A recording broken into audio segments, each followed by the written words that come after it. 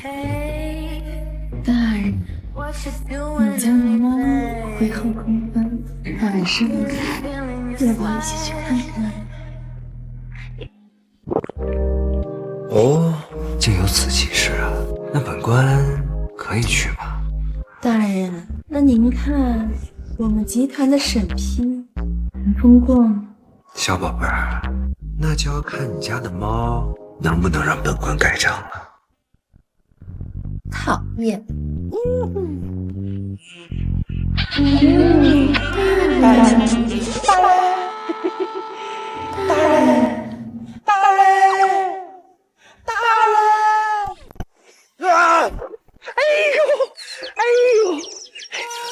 大人，您何故打小的呀？师爷，怪我好梦，你有取死之道。大人，小的是犯错了。当然了，本官穿越5年，第一次梦到全色交易，这还没享受就被你破坏了。哎呦，打扰大人美梦，小的该死，小的该死。不过大人呢，现在有好事上门了。啊，是何好事啊？云州府的何员外要花3万两白银给他儿子何坤买下萧县县令。这何员外按说挺有背景的，为何会找本县令卖官？哎呦，瞧您说的，整个云州府谁不知道您安县县令孟印背景深厚，人脉通天。行，那既然是冲着本官名声而来，那也不便拒绝。再过几日，让那何坤带着银票和简历找本官报道。好嘞，小的这就去安排啊。哎，不过大人呐，近期卖官这事儿，咱要不要再缓缓？当今女帝整顿朝纲，杀心极重，听说最近又杀了一批贪官，那京城的刑场上血都没干呢。不用在意，如今当朝丞相赵元安那篡位之心人尽皆知，那女帝还大开杀戒，导致皇权衰落，奸相实大。再这么下去啊，这大夏怕是要亡国呀。所以咱们得多捞银子，发展科技，万一天下大乱，生灵涂炭，我等也有能力保护百姓。大人英明啊！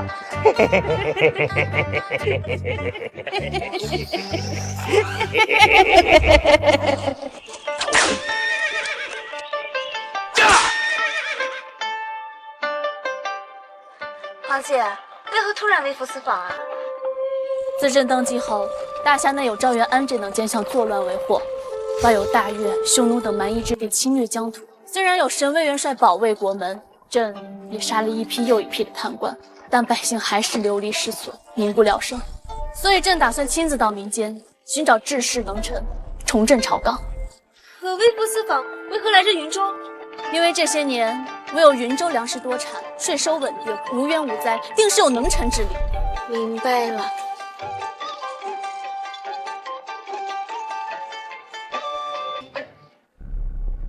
皇姐，路。皇姐，路。什么路？平川。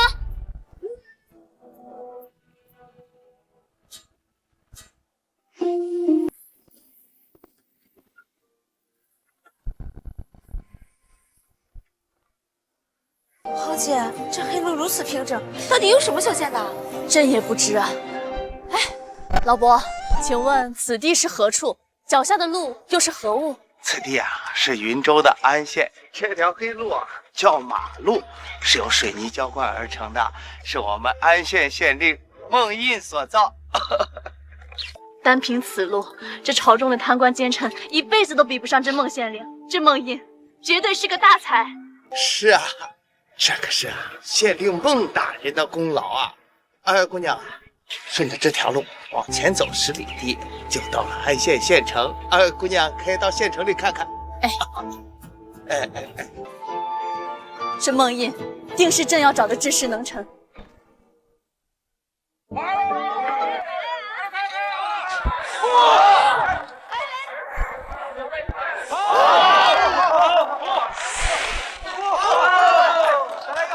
皇姐，这是县城，堪比京城繁荣。观此地百姓面色红润，必定是安居乐业，生活富足。这梦印当有丞相之姿。是啊是啊，那个赵元早就该下台了。有好多好吃的啊！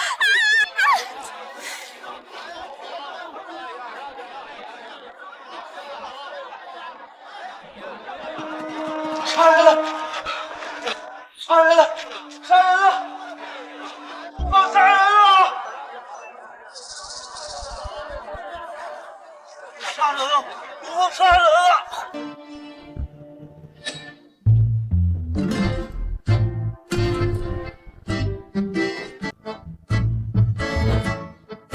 张三敢抢我花二娘的银子不还，让你拿命赔！给老娘打！大胆！大庭广众之下，穿着如此暴露，行事如此歹毒，真当以为没有人治你吗？就凭老娘这一身唐诗宋写，谁来管我？不知廉耻！今天非要给你点教训！何锦，花姐别急，看那边。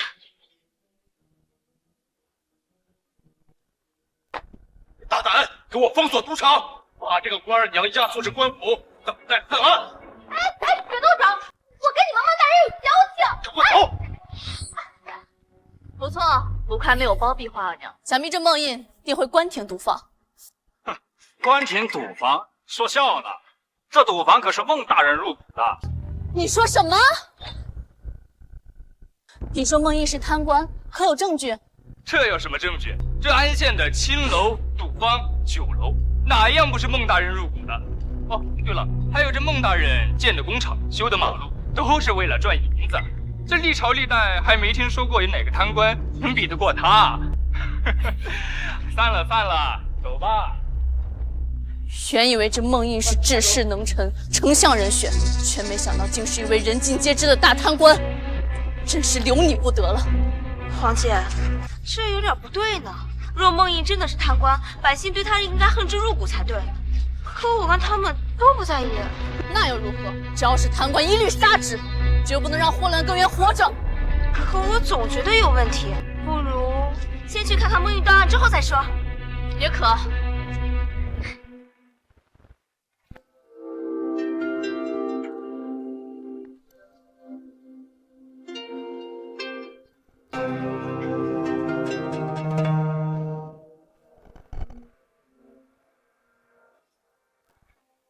黄姐，这孟大人怎么都现在了还没升堂？荒谬，实在荒谬！朕每日3更起床，朝廷大臣5更早朝，结果这小小县令是到晌午才升堂，这符合大家律例吗？不对，太过分了，等死我了！哎，孟大人，看您还没睡醒这个样子，想必今天还没挣到银子吧？要不明儿再升堂。虽然很困，今日也没人给本官送银子，但是这堂还是要升的。本官可是个好官。这县令公然讨论贪污，就不怕发生民变吗？可我官百姓都不在意，看孟印像找乐子一样。等朕抓了这孟印贪污的证据，刑场问斩。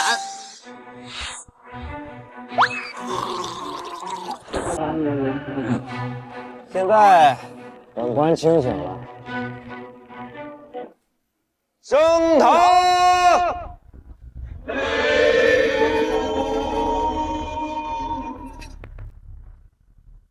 奴家花二娘见过孟大人。哟，花二娘啊，今日又是赌坊的案子？是啊，大人，你一定要还奴家一个公道。本官向来清正廉明，可绝对不会偏袒任何一方。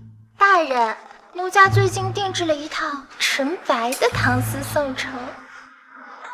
什么？本官看中的是白丝吗？是公道。花二娘，本官觉得你必定是被冤枉的。今日本官必定还你个公道。谢谢大人。官商勾结，公堂宣淫，何锦，给我拉下他！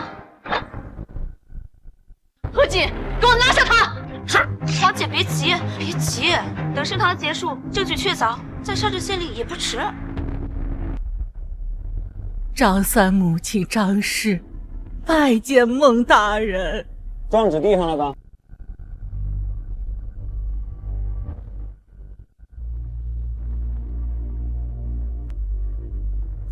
这状纸本官看完了，毒坊殴打张三致死，仵作尸检，轻伤12处，头部1处致命伤，人证物证俱在。花儿娘，你是否认罪啊？大人，奴家冤枉啊！张三头部那伤是他自己醉酒撞的。撞的？那你们为何还打他呀？张三欠我们毒坊300两不还，想要消债，便借酒胆前来闹事打砸。我们打他，完全是属于自卫呀！是花二娘颠倒黑白。肃静！花儿娘啊，张三借钱不还，可否有借条啊？这是张三亲手还下的钱。下去吧。张三欠钱不还，还喝酒闹事儿，可以轻判，毒坊赔偿张氏50两吧。大人英明。大人实在是冤枉啊！那300两都是我儿子欠下的高利贷，如今我儿子又死了，万一再上门要债，我怎么活呀？好，竟然还是毒坊放贷，害得张家倾家荡产。行了，本官最看不得百姓落泪。这样吧，张氏，本官见你唯一的儿子被打死了，老无所依，这借条就作废。另外，再让毒坊赔偿你利息70两，安葬费30两，养老费、精神损失费共计200两，如何？啊，大人要赔200两呀！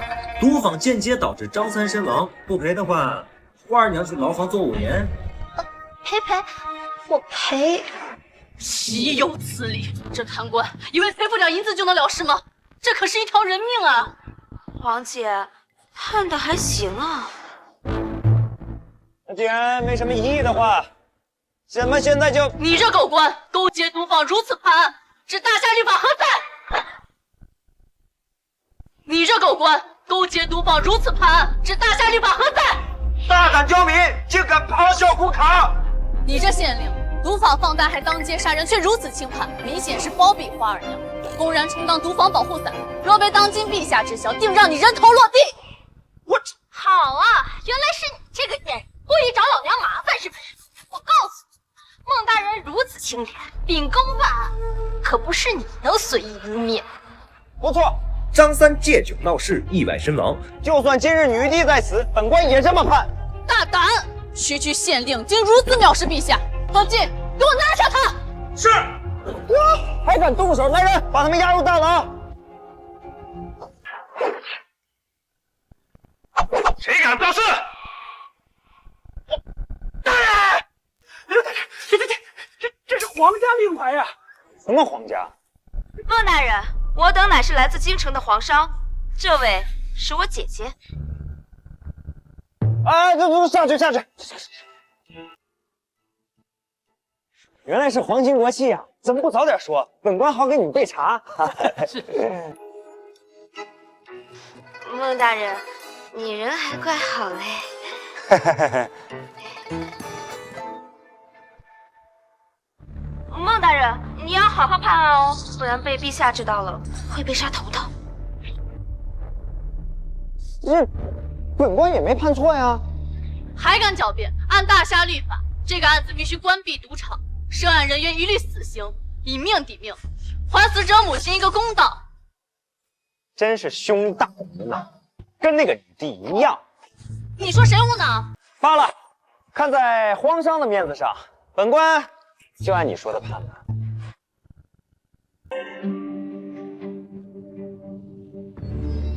本官宣判，毒坊放贷，当街殴打张三致死，花二娘以及毒坊涉案人员一律死刑，明日刑场问斩。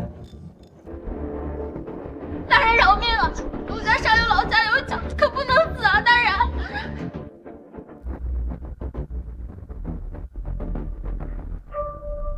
贵人。张氏亲戚，个人自有恶报，你不用谢我。非也贵人，能否维持孟大人原判？你儿子身亡，这县令却如此轻判，你不应该恨之入骨，为何还要维持原判？贵人，你有所不知，我那个儿子本来就是个泼皮无赖，不忠不孝，他败光家产，还借高利贷去赌博，如今打死了，对老身来说也是解脱。但老身后半辈子老无所依，身无分文，这状纸钱还是欠着的。按孟大人所判，得到赌房赔偿，对于老身来说是最好的办法了。可他是贪官啊，如此轻判，只是为了包庇赌坊。孟大人就是个好官，这么判就是最好的结果了。就是啊，这张三本就是泼皮无赖，人尽皆知。张氏拿了200两，后半生养老不好吗？放到其他地方啊，10两银子都拿不到。你们都不能侮辱孟大人，他可是把我们百姓啊都放在第一位的，你说是不是啊？就是啊，说得好。姐，这孟毅好得民心啊！这赌坊背后明明是这贪官，为何百姓却不埋怨他？说你无脑还不信，非要查，这下被打脸了吧？做人要学会变通。那个姐，别说了，不然会引起民怨。既然无人有意，那维持原判，花儿娘赔偿张氏200两，被告与原告和解，就此结案。大人英明，多谢孟大人。退堂。大人看着，是他妈大案，累死我了。走，辛苦辛苦，大人辛苦了。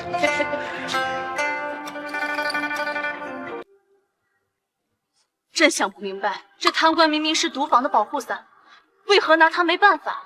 黄姐，我也想不明白，不如去问问他。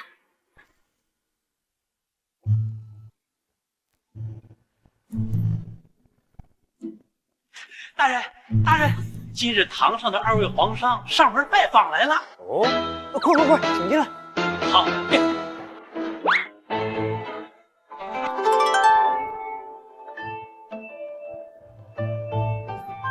见过2位皇家小姐，还不知道如何称呼呢。夏清瑶。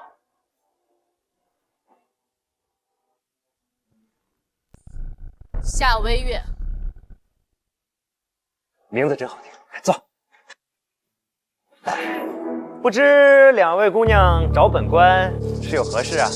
孟大人，今日赌坊之案，我们2姐妹略有不解，可否解惑？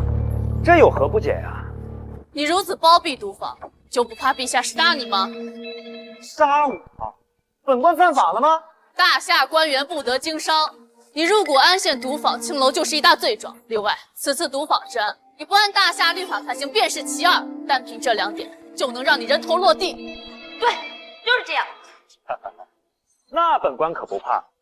首先，这入股一事就错了，那是百姓不懂治理的谣传之言，实际上是那些特殊行业交的税收。本官要是没记错，大夏县令有权利在当地征税，只要上报州府即可，所以本官合法违。什么？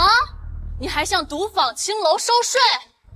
当然了，收税是为了更好管控这些罪恶行业，稳定治下，避免惨无人道的事情发生。本官这是为民所想。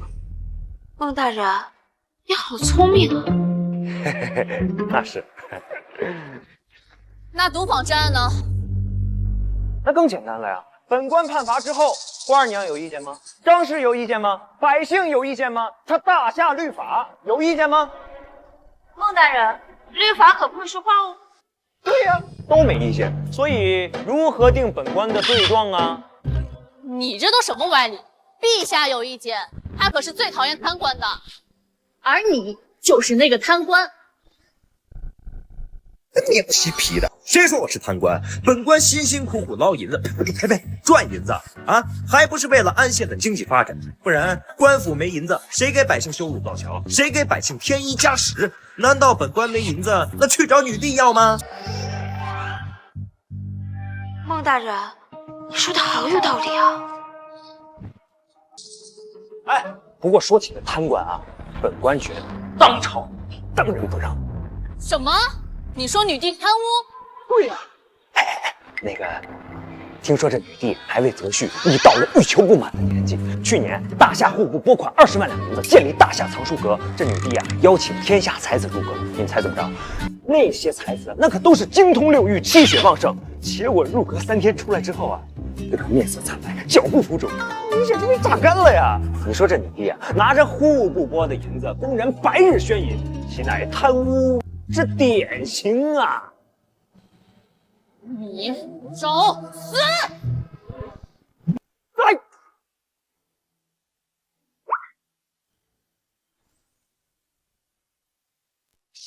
下威岳是吧？你打本官作甚啊？谁让你思想那么下流？藏书阁的才子是因为考试而导致的。贼是呀！算了，本官不跟你这个女帝脑残粉计较。我先消下肿，你们坐着。皇姐，这孟大人真有意思。当贪官还贪出道理来了，等朕搜集到证据，马上斩了他。可是皇姐，孟大人的道理很对呀，而且很有用的。那朕先放他一马。大人！怎么了？哎呦，大人，河员外的公子何坤到了。有人上门送银子了，快带进来。好。皇姐，孟大人又要贪污了，先看看。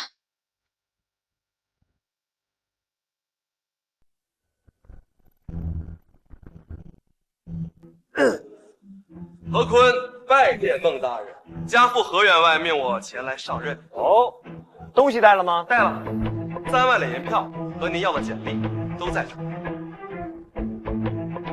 什么上人？这2位是？喂，本官朋友，既然这银子交了，那这萧县县令便是你的了。岂有此理！孟印，你竟敢卖官！你这女人又犯什么毛病？本官卖个县令而已。贩卖官职，按大夏律法当论死罪。我现在就带陛下斩了你！姐，别激动，别激动，这里没有问题。请要住口！任命官员乃朝廷之权，岂能任凭这县令贩卖？置陛下何在？姐，你自己都说了，他只是个县令，他又有何资格卖其他县的县令官？好像是有点道理啊。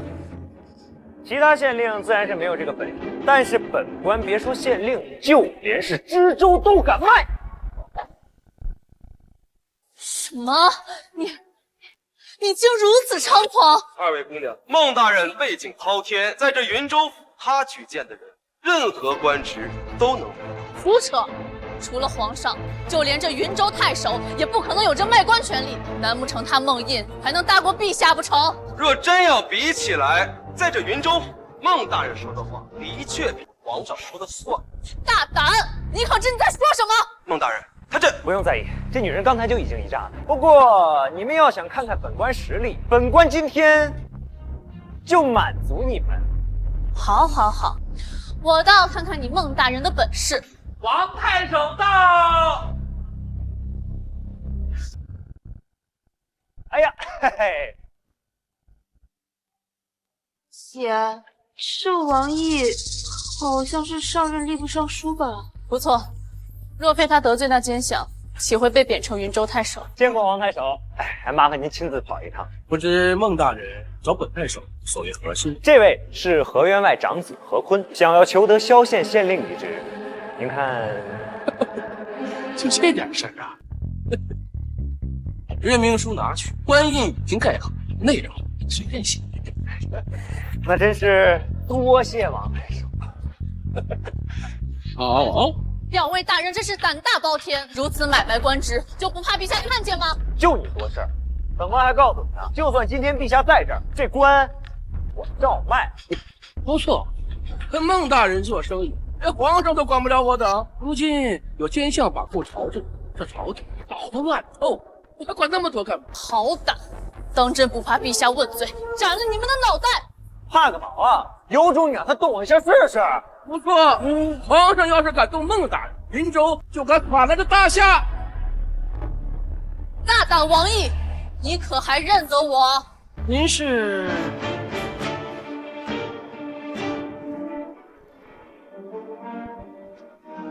今日朕登基为帝，愿大夏国泰民安，天下太平。吾皇万岁万岁万万岁！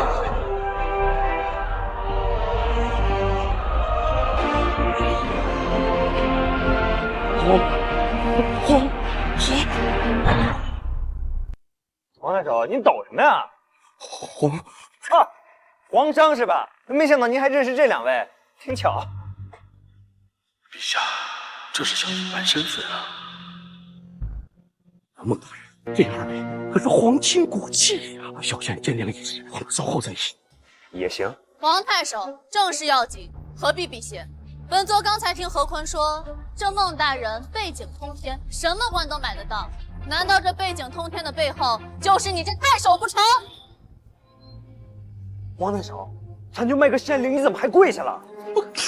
别说了，再讨论下去，被陛下知道，我们两个就是落地了。咱可这是按规矩办事啊，有什么好怕的？大胆王毅，这萧县县令，你是卖还是不卖？卖。哎，王毅，你身为上任吏部尚书，掌管天下官员任命，若非得罪赵元安，岂会被下放成太守？难不成你已经忘了吏部是如何惩治贪官的吗？正是被奸相所害，这官更是要卖。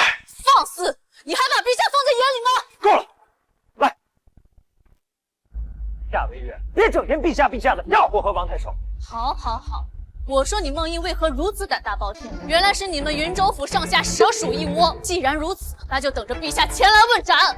大，你一个女帝脑残粉，真当本官会怕吗你啊？我还告诉你，今天就算女帝亲至，这县令本官照卖。而且到那个时候，别说县令了，3公9卿6部尚书，本官照卖，就连皇位本官都敢卖，你信不信啊？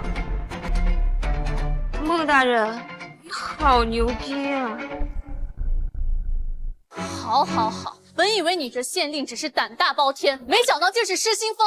你以为女帝会配合你卖官不成？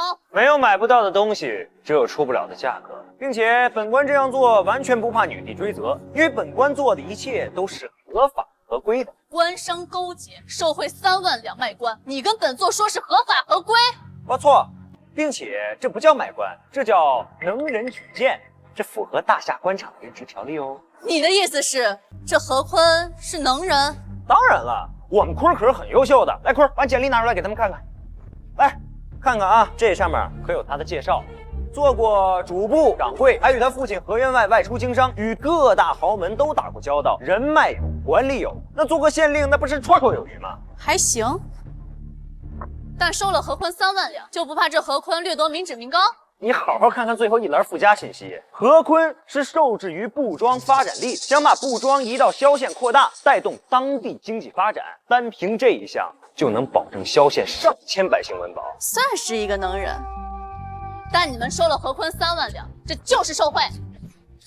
一个愿打一个愿挨嘛。本官只是给我们坤提供一个渠道。再说了，这3万两银子也并非我和王太守收取，而是大部分都上交到云州府库，作为任职保障金。何为保障金？何坤上任的保障金啊！万一他上任之后说的与做的不符，这笔银子就是善后的费用，我们得对百姓负责嘛。既然如此，那这县令倒也能卖给何坤试试。像何坤这么有能力的人，既能给官府银子不说，还能带动当地百姓发展，这县令岂能不卖他呀？若是女帝在此，本官就敢开价买官。100万两买个知府，1000万两买个6部尚书，而且啊，银子全部交到皇宫内库。你看他陛下答不答应？卖，现在就卖！姐，冷静。这可是卖官，如今这大夏国库空虚，这任职官员又有保障，若真有个100万1000万两，陛下绝对愿意。如此一来，是不是觉得这官卖的皆大欢喜呀？哎呦，但是吧，这如今大夏朝纲混乱，给女帝出高价买官不值。你什么意思啊？这等大官权力哪儿不值了？因为如今这奸相赵元安势大，结党营私不说，女帝还不敢动他。我若是买了官，这当不了几天就得被奸相排挤。放肆！真当以为陛下怕了那奸相不成？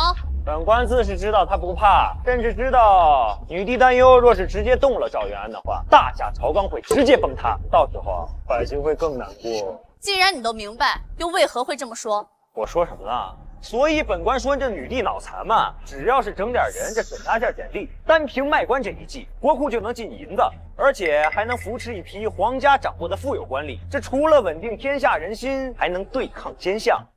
但那女帝天天就知道杀贪官，搞得官官自危，谁还敢卖官啊？王毅，您是上任吏部尚书，卖官一计有何见解？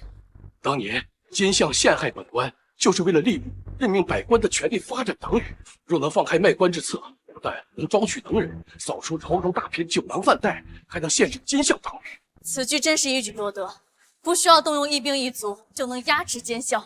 王毅，若我启禀陛下，让你重回吏部尚书之职，您可有把握制约奸相？若是之前，王毅自然是没有丝毫把握，但如今若能重掌天下官员任职之权，必有把握遏制奸相党羽。我的个乖乖，你比本官还牛逼啊！这休书一封，王大人就能重回吏部尚书了？当然，我才是背景通天。孟大人，我姐姐可是很厉害的。皇姐，你真要让王毅重掌吏部尚书？如今赵元安那奸相声势浩大，必须得有人制衡他。看遍朝堂，唯有卖官之计最为适合。明白了。不过我发现孟大人卖官还是贪污了，因为有一部分银子还是被孟大人称为介绍费进他口袋了。朕早就发现了，若不是大部分银子都入官府府库，朕今日就宰了他。孟大人贪的真有意思，无论是赌房收税还是卖官收银，全都交到府库里，这跟直接把银子送给皇姐你有什么区别？甄梦印的确是一个人才，朕还真不能宰了他。陛下小心！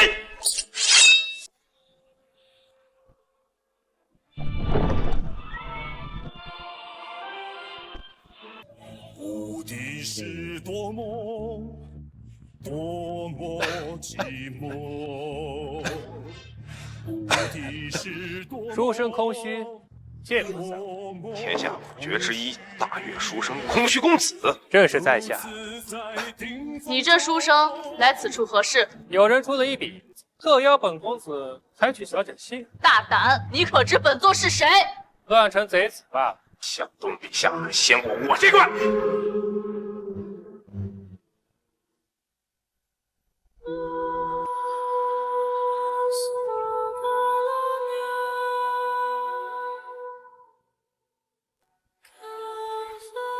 传闻空虚公子无论走到哪里，都有4大美女追随同行。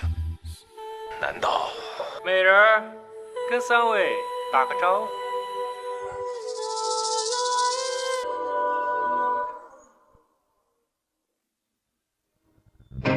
开马，下河，秋香，冬梅。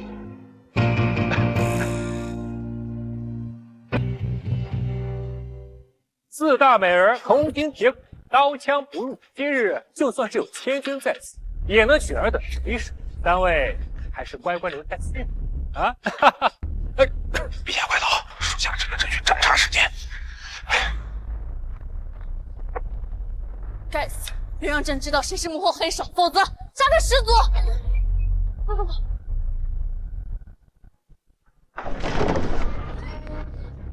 快找地方躲起来！这里。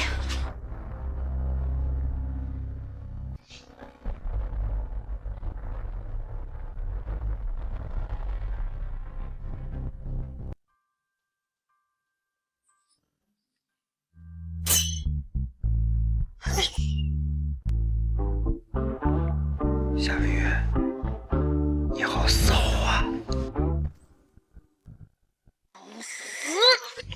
哎，你大半夜钻本官被窝还不让我说，这我……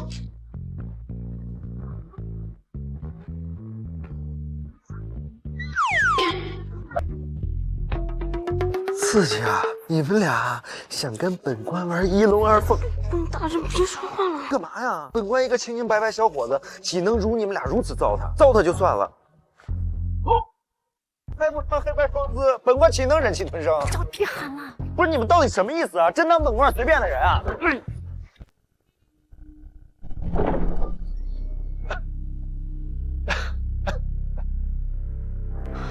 都叫你别喊了，现在完了，我也完蛋了。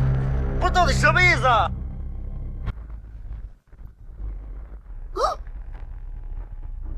两位姑娘真是好兴致，这个时候还不忘欢，不如考虑考虑本公子如何？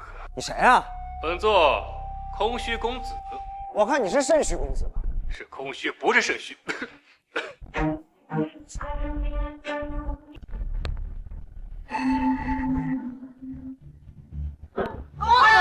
四大美人任务完成。我靠，你从哪儿拔的此刻老头？找死！敢侮辱我四大美人！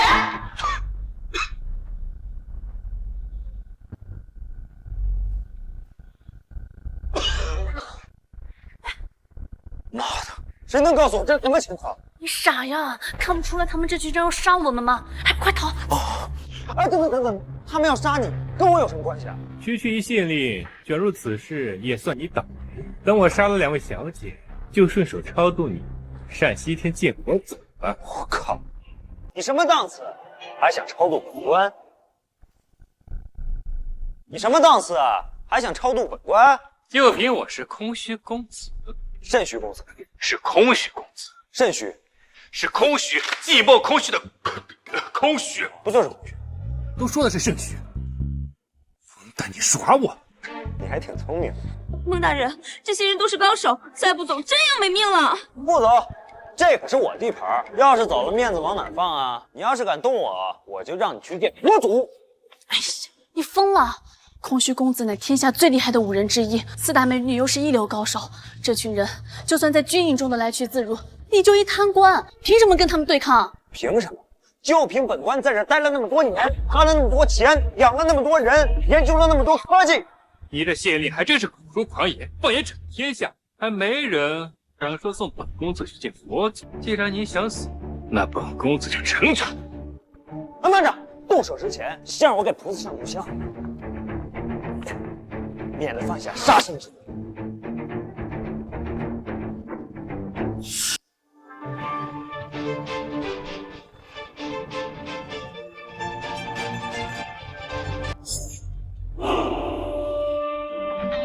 你这县令身披袈裟，难道信佛？当然了，本官天天拜佛烧香，并且还有菩萨赐予我的保命佛器。本公子走天下名寺，拜访众多高僧，还从未听过佛祖赐下佛器。哈哈哈，他们没有，不代表本官没有。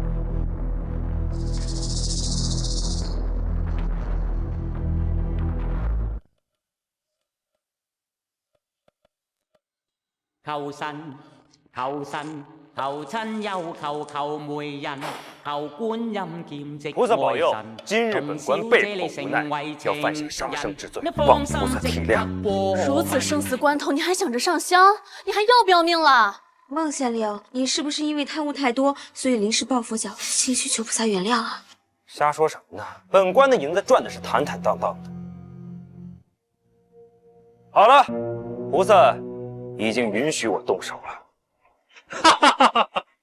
你这佛造型如此怪异，依本公子看，必是邪火。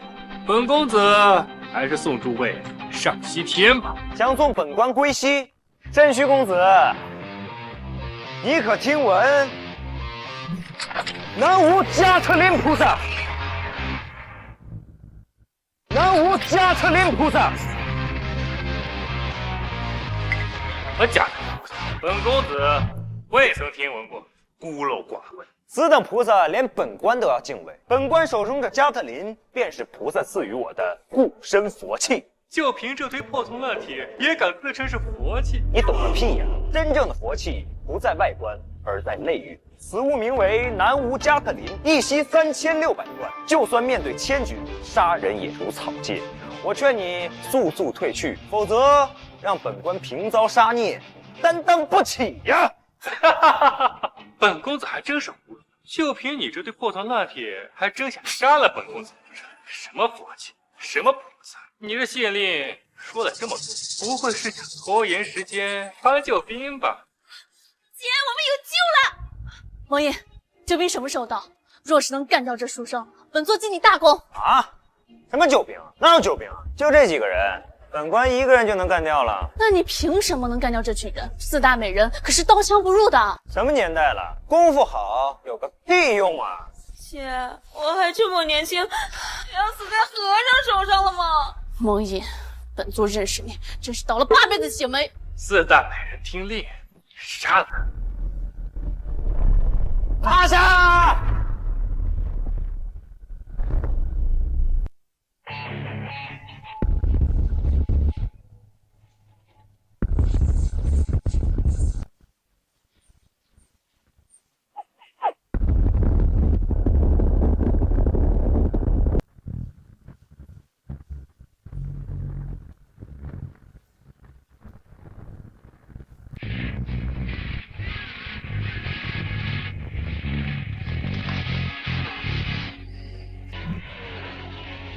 说了不听，非让本官犯下这杀生之罪。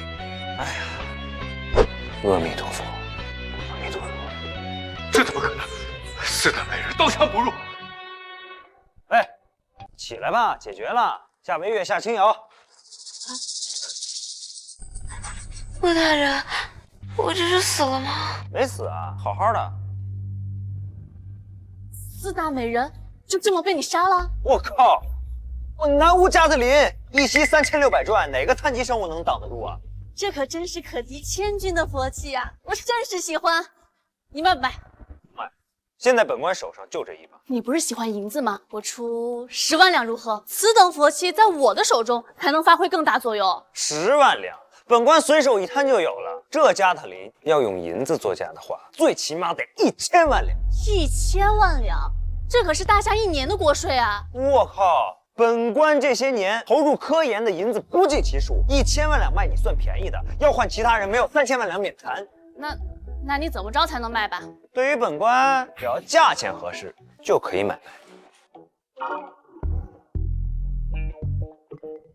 要不然我把青瑶嫁给你。姐，你干嘛？大胆！你竟然敢挑战本官软肋！ 你不愿意？我愿意，毕竟本官还未娶妻。这真是便宜你了。京城不知有多少公子哥都想着我们家青瑶呢。啊，那这加特林也不用买了，就当娶青瑶的聘礼了。一言为定。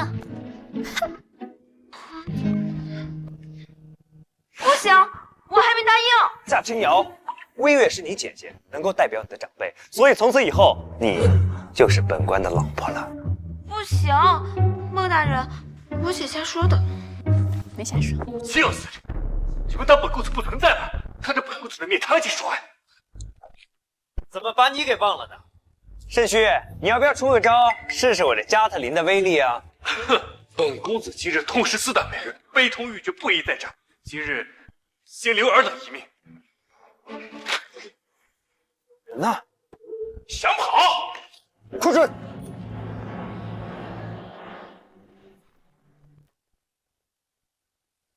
洪须，4大美人都死了，你还不快束手就擒？今天任务失败，是本公子认栽了，那还需回去复命。趁虚，你跟谁复命啊？这就不方便透露。洪须，你若识相，交代出幕后之人，我还能饶你性命；否则孟县令让你求生不得，求死不能。啊！ 就是如此，别以为佛系在手就想伤我空虚公子儿那么简单。这是他的成名绝技——剑飞仙。我靠，还会飞！孟县令，来日你入我加特林傍身，本公子必须你洗上人头。靠，今日是留不得你了！等着，有种别跑！哎，你。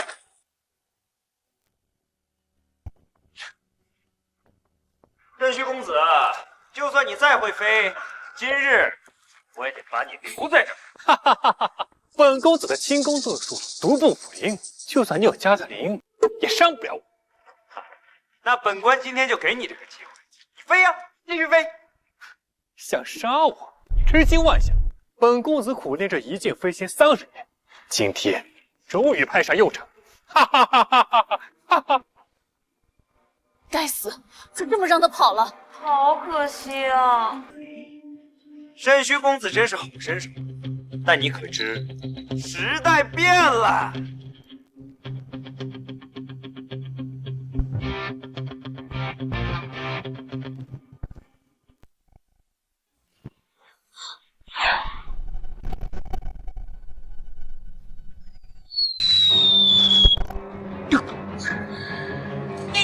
忘了告诉你了，除了加特林，还有这个火箭筒，也是菩萨赐予我的护身佛器。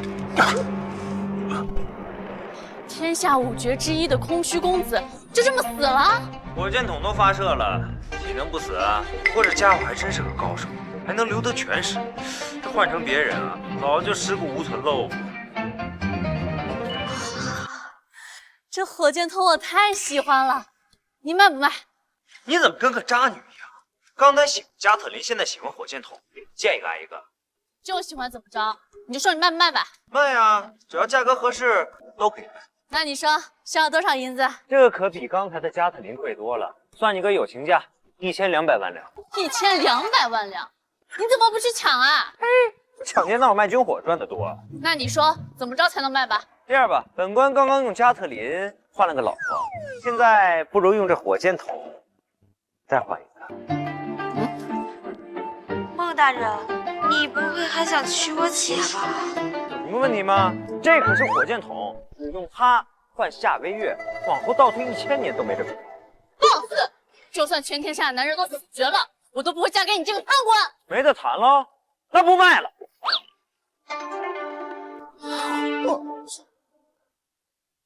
皇姐，孟大人好像真生气了。这家伙实在太放肆了，这岂能嫁给他？孟大人，再给你介绍几个大家闺秀怎么样？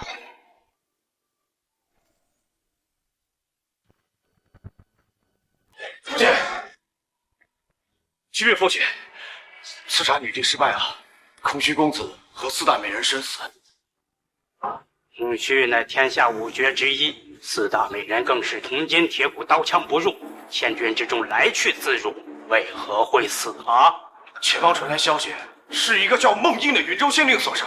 我操！小小一县令有这本事？哎呀，父亲，情报的确如此啊。说是那孟英有佛器加特林护身，瞬息间便杀了4大美人。空虚甚至施展出传说中的绝学，一剑飞心抢走，结果仍被孟英所杀。你的意思是，那县令有神兵护身，乃绝世高手？没错，女帝有孟英保护，想要用刺杀手段，绝不可能成功。岂有此理！好不容易找到刺杀的机会，竟然被这个小小的县令坏了好事。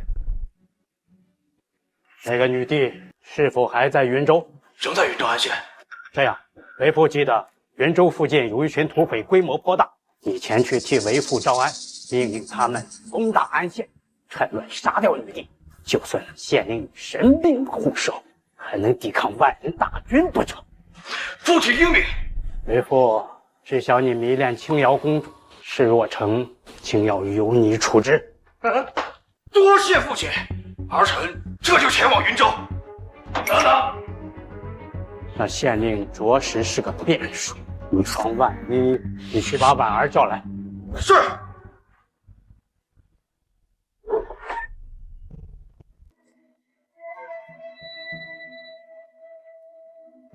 婉儿拜见义父。婉儿，安县之事你可知否啊？婉儿已知。好，你从小习练媚术，对男人了如指掌。此次你同钱玉前去，想办法钳住孟英，万万不可再让他坏了我等大事。婉儿遵命。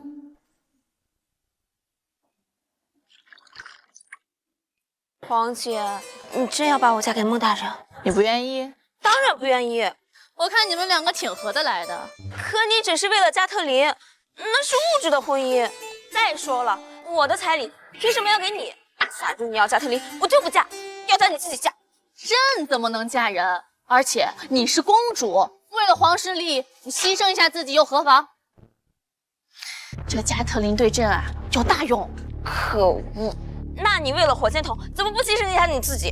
朕是皇帝，有问题吗？我不想。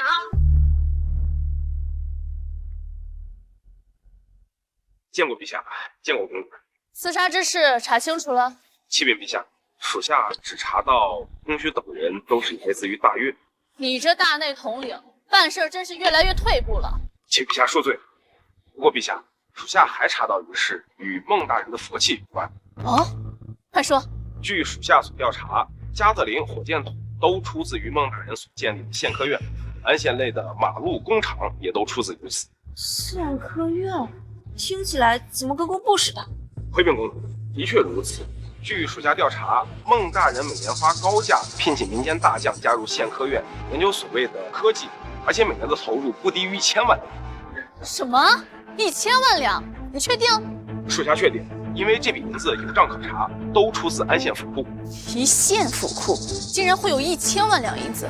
不对，这贪官贪的钱都在这府库里，也就是说，这家伙拿朕的钱都投到这宪科院了。王姐，这不是你的银子，是安县的。大厦都是朕的，银子也是朕的，那个所谓的宪科院也理应是朕的，就连他孟烨也得是朕的人。不行，朕得去这宪科院看看，到底是个什么东西，能如此耗费朕的银子。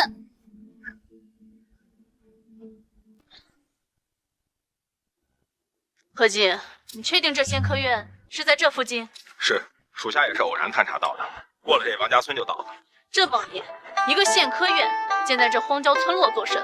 华姐，肯定是为了保密呀。就你聪明。各位大侠，求求你们放过我吧！赵公子能看上你是你的福气，乖乖随我等去莽山快！好胆！光天化日之下，竟敢强抢民女！何进，是。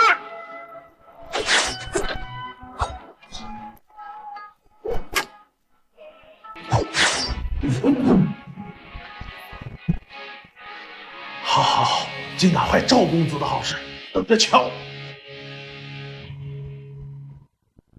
小女子多谢几位贵人相救。这是什么人，竟如此大胆？启禀贵人，这些都是来自莽山上的土匪，自号莽山军。这孟邑县令没派兵剿匪吗？孟大人曾有关注，可因这些土匪不来安县，所以未曾派兵。可今日这些土匪不知为何会来侵犯安县。是谁敢破坏本公子的好事？赵钱宇，你身为宰相之子，还敢出现在朕面前？想不到在这个地方能见到陛下和青瑶公主。听闻陛下前日遭遇刺杀，钱宇担心陛下安危，特意前来此处护送陛下回京。大胆！刺杀之事是你们做的。陛下，我父一脉都是忠臣，岂会做这种事？好，好，好，连你赵婉儿都来此地，怕是这赵元安迫不及待想取朕性命吧？陛下说笑了，我与兄长不过是来此处郊游罢了。你说郊游？这赵钱宇在京城为非作歹不够，还来这偏远村庄强抢民女。就是，你这家伙荒淫无度，比空虚公子还肾虚。依本公主看呀，乱得花柳之病。青瑶公主对微臣如此了解，莫非是想与臣共度良宵不成？好恶心，走开！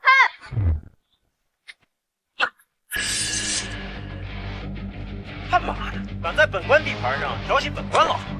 孟大人，青瑶老婆，你没事吧？我没事。你怎么来了？本官刚刚在宪科院接到消息，说有土匪在此强抢民女，就来看看。谁敢动本公子？我你妈！就你强抢民女啊？知不知道本官是谁？你谁呀？本官安县县令孟烨。原来你就是孟烨。你知道本公子是谁吗？本官管你是谁呀？家父赵元安。谁？家父赵元安。再喊一遍。家父赵元安。哦，当朝丞相是吧？怕了吧？本官打的就是赵元。卖出开断，我才懂这和咱们这种有什么区别？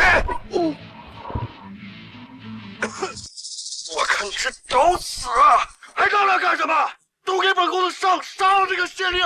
在本官地盘上还能容一般土匪放肆？特种大队还在？特种大队在，给本官拿下这帮土匪！是。陛下小心，这些人堪比属下的大内精英。你没看错，大内侍卫可是千人挑一。属下不会看错，而且他们令行禁止，动辄成军，某种程度比我们更加可怕。难不成这孟印还会统军之法？你们给我等着，本公子一定会回来报仇的。要不是本官没带加特林，你能让他跑了？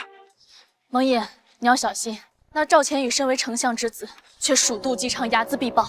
此次来到安县，还勾结了莽山这批土匪，必有阴谋。那太好了啊！本官正好有个名头把他干掉了。启禀大人，敌人全部降服，接下来如何处理？全部修路劳改去。是。带走！啊！这姑娘也是土匪？对。长这么漂亮，怎么能是土匪呢？本官知道了，肯定也是被强抢的民女。大人饶命啊！小女子是前几日被这群土匪从河州劫掠至此地的。我就说嘛，本官怎么会看错？姑娘姓甚名谁？需不需要本官派人送引回河州？大人，小女子林婉儿父母被土匪所杀，如今身无去处。赵婉儿，你再瞎说一句试试。夏微月，你怎么说话呢？那婉儿姑娘刚才才被土匪吓到，你又吓她？她和赵千羽是一伙儿的。不可能！我若是赵钱宇，有了婉儿姑娘，还用去强抢民女，早就快活了。孟大人之恩，婉儿感激涕零，都不知该如何报答大人了。你别动她，她就是个狐妹子，骗人！什么贱人？依本官看，这就是一位善解人意的好妹妹。来，婉儿姑娘，如今你身无去处，不如先来本官府上做侍女，安顿如何？不行！闭嘴！难道这女帝怕孟印？婉儿谢过孟大人救命之恩，无以为报，只能陪伴大人左右。这趟出来收个侍女职了，走，回府。赵婉儿，你到底想要干什么？陛下，别点破婉儿哦，毕竟你也不想孟大人知道你的身份吧？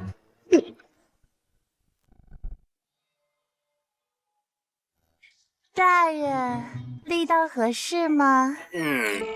再用力一点。大人，为什么侍女要穿这么奇怪的衣服啊？这可是本官特地向花儿娘借的侍女服，一套唐丝宋鞋，咱们讲究的就是一个氛围。赵婉儿，穿着如此暴露，真是不知廉耻。蒙毅，你让他走，否则我和秦瑶今日就回京。啊，微月姐，奴家有什么地方得罪您了吗？就是啊，那婉儿都这么可怜了，你还不允许她有个住的地方吗？大人对奴家真好。放心，你是本官的侍女，本官罩着你。谢谢大人。好，好，好，用美人计是吧？秦瑶，给我上！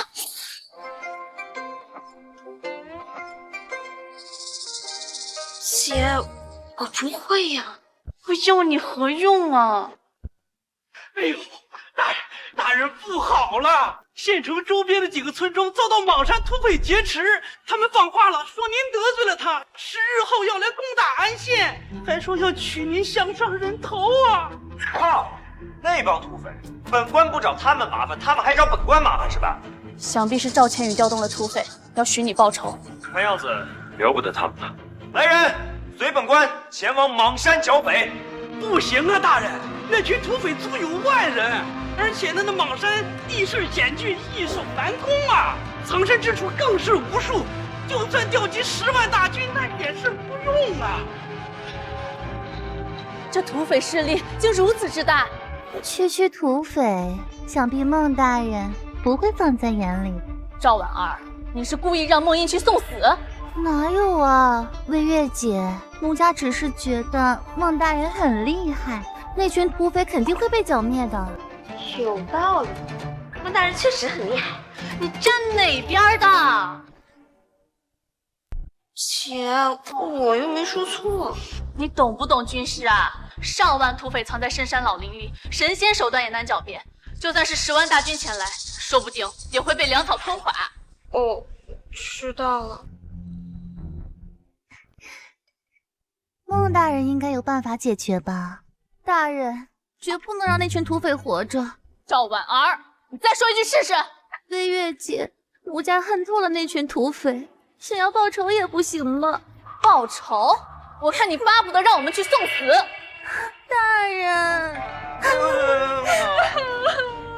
婉儿，别担心啊，换做其他人，对这帮土匪肯定没招，但是本官有的是办法治他们。真的吗？大人好厉害，奴家好崇拜。说这干啥？你就一县令，撑死调动100名宪兵，如何抵抗万人土匪？操！本官那些宪兵可都是特种大队。就关于那群人啊，虽说气势不逊于大内精锐，但是想以一敌百，怕是做梦。好，那本官就让你看看我特种大队的威力。师爷，在传令关羽前往莽山剿匪。是。蠢货啊！婉儿，吃饭去。走。拜见孟大人。上弹，准备剿匪。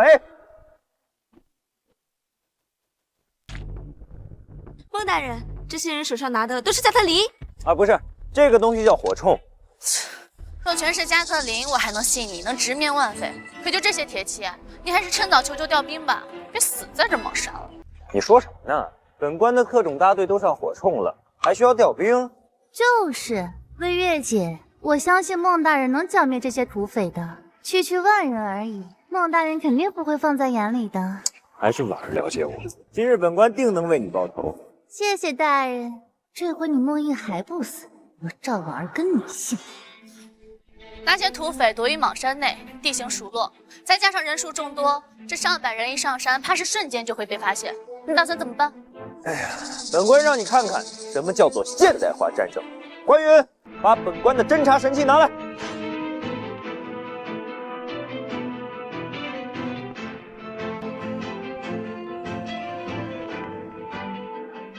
这是什么？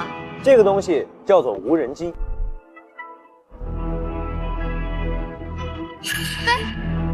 飞起来了！厉害吧？这个是本官花了几百万两银子研究出来的。好厉害呀！可是孟大人，这个会飞有什么用啊？难不成靠这东西去击败土匪？婉儿，看看，这能看到躲在丛林里的土匪。大人，这是莽山内的景象。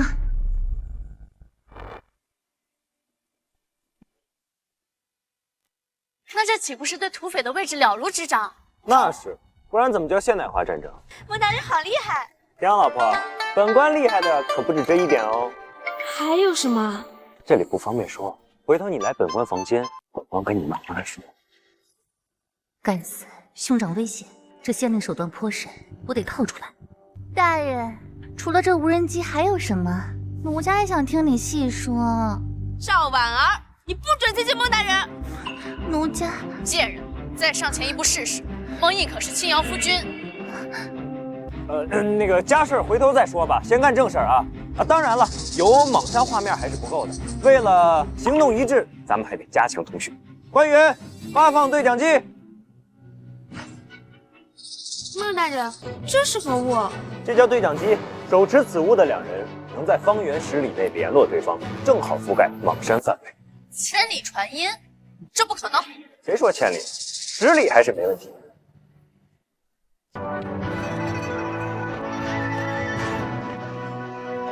关羽，本官现在下令，特种大队分成10小队，即刻前往指定位置，等待号令。是。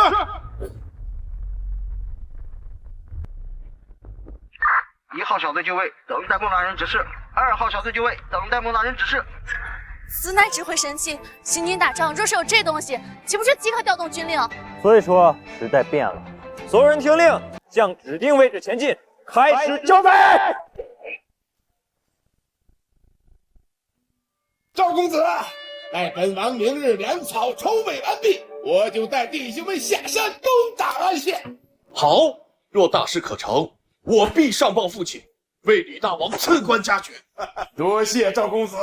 不过，本公子担忧那县令孟烨会不会趁机进攻邙山。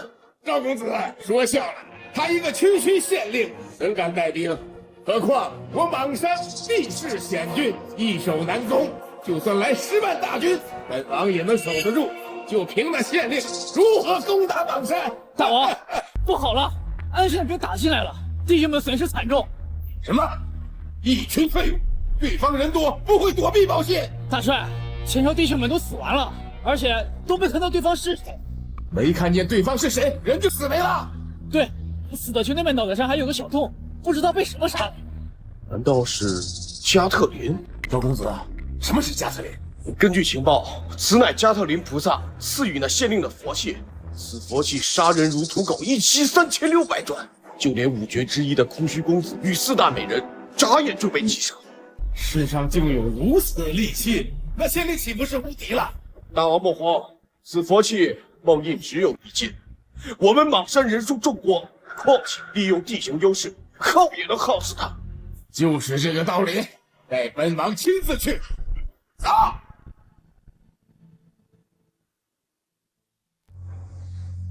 这什么东西？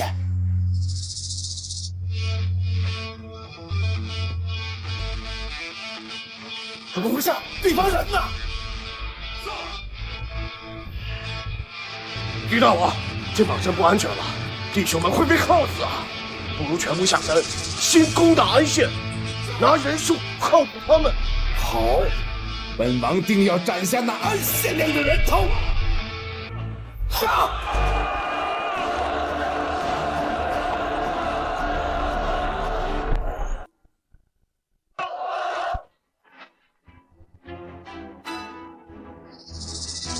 这就杀入土匪大营了，特种部队真厉害！这就是火铳，威力和加特林一样吗？不一样啊，加特林一袭3600转，而火铳只有一袭1转，对付空虚公子那种高手还差了点意思。但是本关特种大队人手一支火铳，对付土匪那不是绰绰有余。区土匪罢了，怎能难倒本关？婉儿，你说是吧？啊，是，孟大人真厉害。该死的县令，哪来那么多手段？兄长怎么还不出手？哼，赵千羽这回死定了。当然了，本关要把那小子大卸8块。孟大人，这特种大队虽然厉害，但此地还是不宜久留。若等邙山土匪下山，怕是我等都走不了了。赵婉儿，都攻下土匪大营了，你还敢耍花招，让我等退兵？我告诉你，赵千羽逃不掉。对月姐何出此言？婉儿只是见此地开阔，那土匪又有上万之众，若是下山冲锋，靠特种大队这点人，怕是挡不住啊。就那帮土匪，只会固守顽抗，岂敢放手一搏？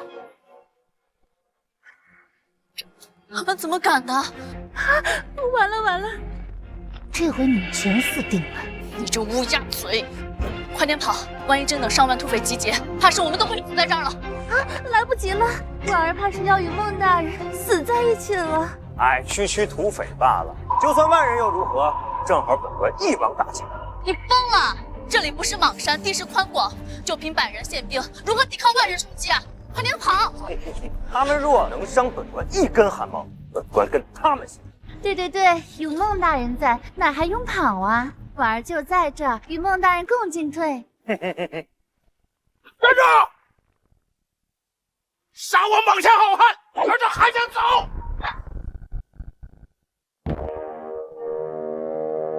土匪就土匪，还好汉？你就是县令孟烨，今天我就拿你人头祭奠我死去的兄弟！哼，你这贼手，本关劝你乖乖束手就擒，接受劳改，否则本关若动起手来，尔等性命不保啊！哈哈哈！笑话！想取本王人头，问问兄弟们答应吗？不答应！孟烨，别以为有加特林护身便可无忧，看看吧，邙山有数万好汉，堆也能堆死你。赵千羽，你乃丞相之子，却勾结土匪攻打县城，这等造反之罪，你爹都保不住你啊！啊？谁勾结土匪了？本公子只是知道莽山好汉与你们有仇，特意前往此地调解恩怨罢了。梦叶啊，你最好识相点儿，乖乖给本公子磕头认错，还能饶你一条小命。否则等莽山好汉全部出动，你怕是连尸首都保存不了完整的了。你可真够无耻的呀！不过既然知道本官有加特林，尔等当真不怕死？知道莽山的马怎么来的吗？怎么来的呀？就是不怕死，莽来的！莽死！莽死！我靠！竟然比本官还嚣张啊！真以为你们人多，本官就治不了你们？不就是加特林吗？今天就是天上我3万兄弟的性命，也要全军县令的首级。王爷，莽山土匪人数众多，士气正旺，此战攻心为上。你快把加特林拿来，配合特种大队的火冲，剿灭千人后，土匪定会崩溃。啊？那得打到什么时候去？更何况本官也没带加特林。什么？你没带加特林？孟大人，那土匪冲来，我等岂不是完了？这回你孟月还不死？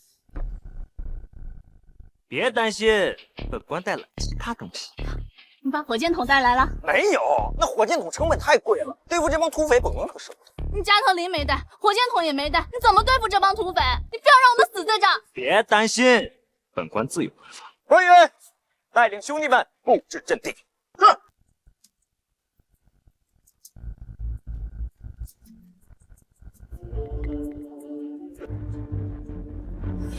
这是什么东西？这玩意儿叫迫击炮，专门对付眼前的战争。你确定这迫击炮能剿灭土匪吗？你就当这是菩萨赐予我的第3件福气。这玩意儿一炮下去，佛祖都超度不过来啊！更何况本官准备了这么多。真的是加特林佛器！哎，快叫我用用！官员，把炮弹拿过来。是。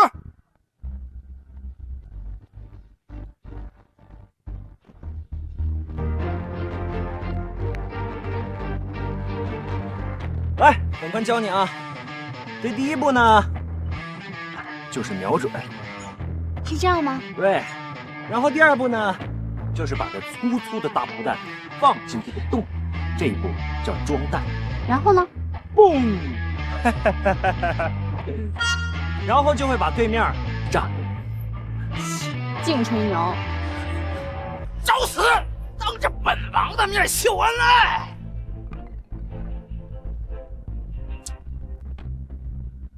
你不说话，没人把你当硬耳吧？本王单身30年，就讨厌你们这种恋爱狗。但今日本王抓了你们，定要抽你们筋，扒你们的皮，以泄本王心头之恨。行了，知道你是单身狗，所以本官劝你识相点，速速离去，否则尸骨无存。一个县令，你当你真的是3头6臂吗？就你们这10几个管子，能阻挡我上官大军吗？真是头铁。这是加特林佛器，今日必须以县令首级，小的们，给我冲啊！找死！开炮！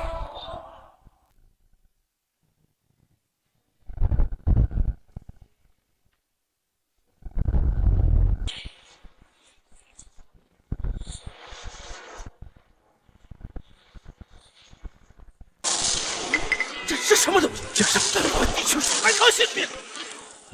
本官说了，这可是加特林的工程神器。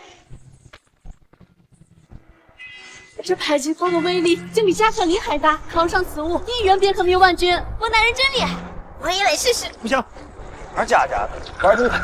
为什么姐姐可以，我就不行？那以后魏月也不行了。来，昂山好汉是吧？今日本官说了，一个也别想走。大王，赶紧跑吧！给你们损失惨重啊！别跑！去帮人手先生，上演全了！你神经病吧你！这不也就是天庭下凡？其实我的土匪可以对抗的。兄弟们，去啊！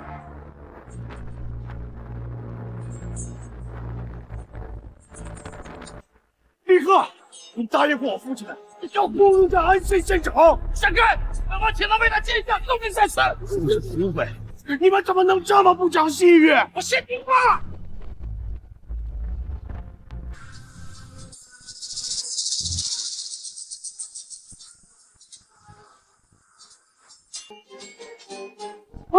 就你他妈调戏青鸟啊！就你他妈调戏青鸟啊？孟县令，你不要冲动，我只是来调解蟒山和你们之间冲突的呀。赵公子，你觉得你说这话，本官会信吗？勾结土匪，调戏青鸟，还让本官杀你求饶是吧？我这赵元安，有种你就杀了我！你真当本官不敢杀你？勾结土匪，攻打县城，这等造反之罪，天都救不了你！不，你不能杀我！陛下，兄长不能死，你得救他。你在威胁朕？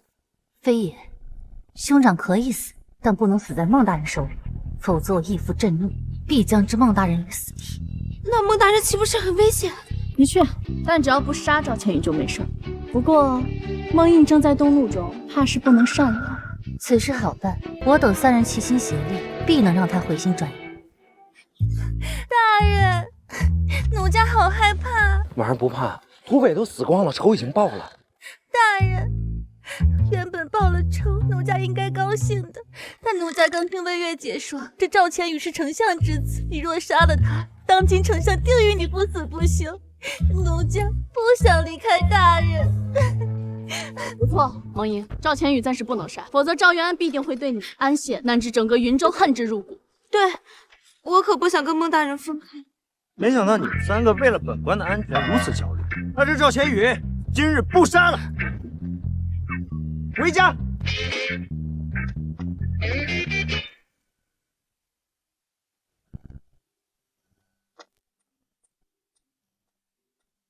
哎呀，打了个仗，真是累死本官了。婉儿，快来替本官按摩一番。婉儿，我可爱的婉儿。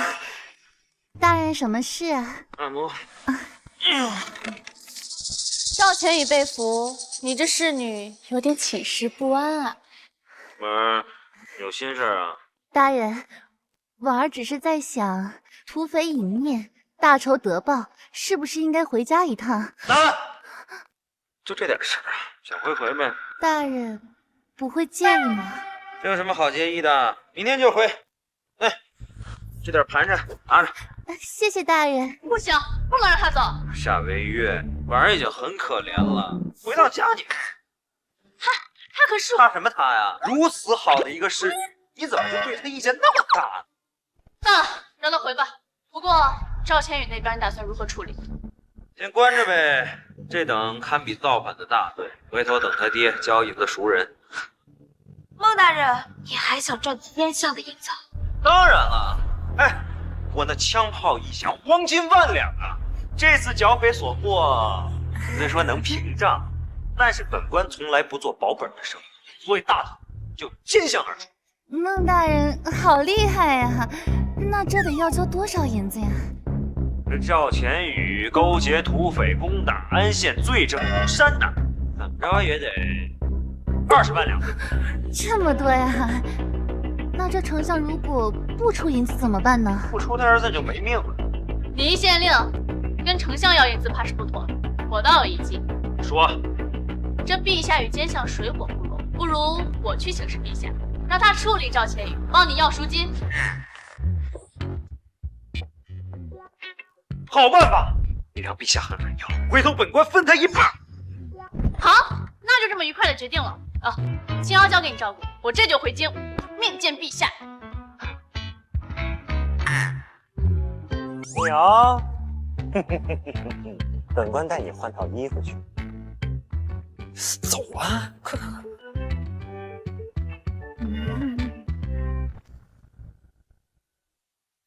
义父，事情经过便是如此。兄长任务失败，已被女帝押送至京城监牢。岂有此理！赵元安为相20年，第一次有人敢跟本相要银子。那县令当然率领100名宪兵击退万人。义父，婉儿和兄长以及女帝青瑶公主亲眼所见。若如此，孟印必不能入朝，否则他将是下一个神威元帅，会坏了本相的大事。怕是已经来不及了。女帝已动了爱才之心，不久之后便要召孟印入朝堂。你不懂，女帝乃一介女流之辈，优柔寡断。据你所言，那县令乃一巨贪，帝岂能轻易如此让他入朝？不然，何故隐身份？义父英明，这孟翳能文能武，属实难以对付。看来本相针对他的弱点动手。那该如何对付？历代贪官从来不会错过灾情。河州之地已爆发荒2月，本官到河州太守一直封锁，从未上报朝廷。3日之后，我让他放开灾情。河州之地与云州相近，孟翳绝不会放过这次饕餮盛宴。到时候铁证如山，本官要让玉帝亲手斩了这个孟翳。义父英明，婉儿这就去办。不过，兄长怎么救？只能等女帝提出条件了。千羽不得不救，这是赤裸裸的阳谋。这次本相也认栽了，不过本相迟早会让女帝恩回来的。天下大乱之后，计划也该启动了。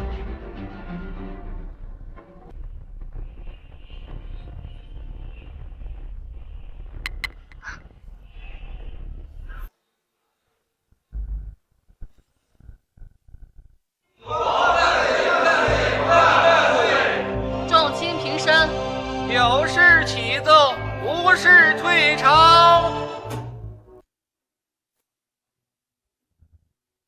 御史大夫李同有事要奏。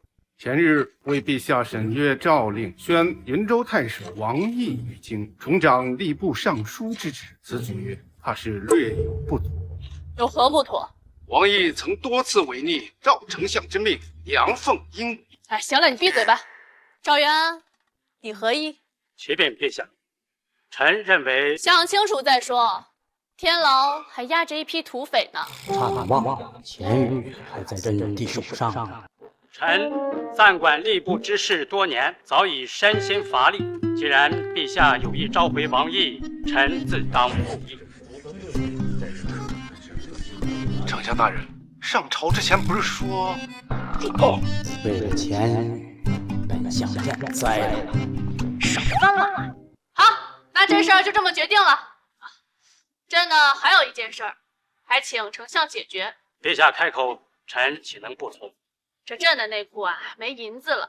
如今皇室成员吃穿用度都成问题。陛下，此事不成问题。回头臣命户部拨款内库纹银10万两。大发叫花子的，10万两3个月就花完了。更何况你让内库拨钱，那岂不是花朕的钱？想必丞相有不少家底吧？陛下想要多少？怎么着也得100万两吧？陛下万万不可！丞相大人一生清廉，怎么会有这么多的钱财？更何况如今国库困难，陛下如此不让，一允10点10度，以效天下。哦，国库困难吗？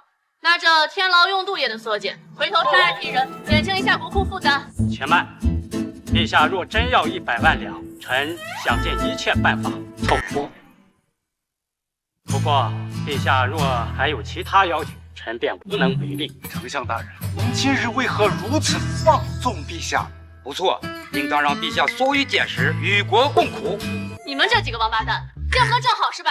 赵元安，朕呢也并非得寸进尺之人，回头银子到了，朕给你一份免罪诏书。谢陛下，给臣1日时间，给陛下送上100万两。丞相，就这么定了。好，那既然没什么事儿，退朝吧。陛下，陛下，大事不好，800里下棋。何事？河州爆发大饥荒，哀鸿遍野，生灵涂炭，约有30万饥民饿到脱离河州，请陛下速速赈灾。大夏人口才900万，30万灾民出逃，河州太守干什么吃的？不错，河州自古水土肥沃，良田富饶，怎么会出现那么多的灾民呢？据调查，此事乃是人祸。河州灾情已爆发3月有余，河州太守非但不赈灾，反而故意封锁消息，瞒而不报，才造成如此局面。该死的河州太守，朕一定要宰了他！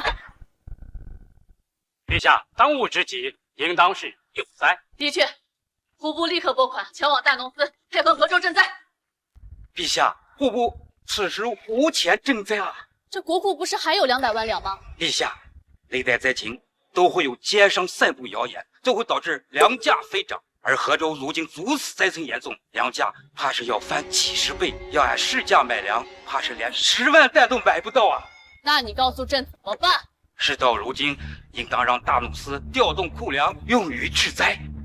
陛下，我大农司虽说有粮，但是去年粮食欠收，如今库粮只剩5万担。可河州的灾民有30万人啊，就按1人1月1担，以及赈灾2个月时间算，解决河州的灾情，起码需要60万担粮。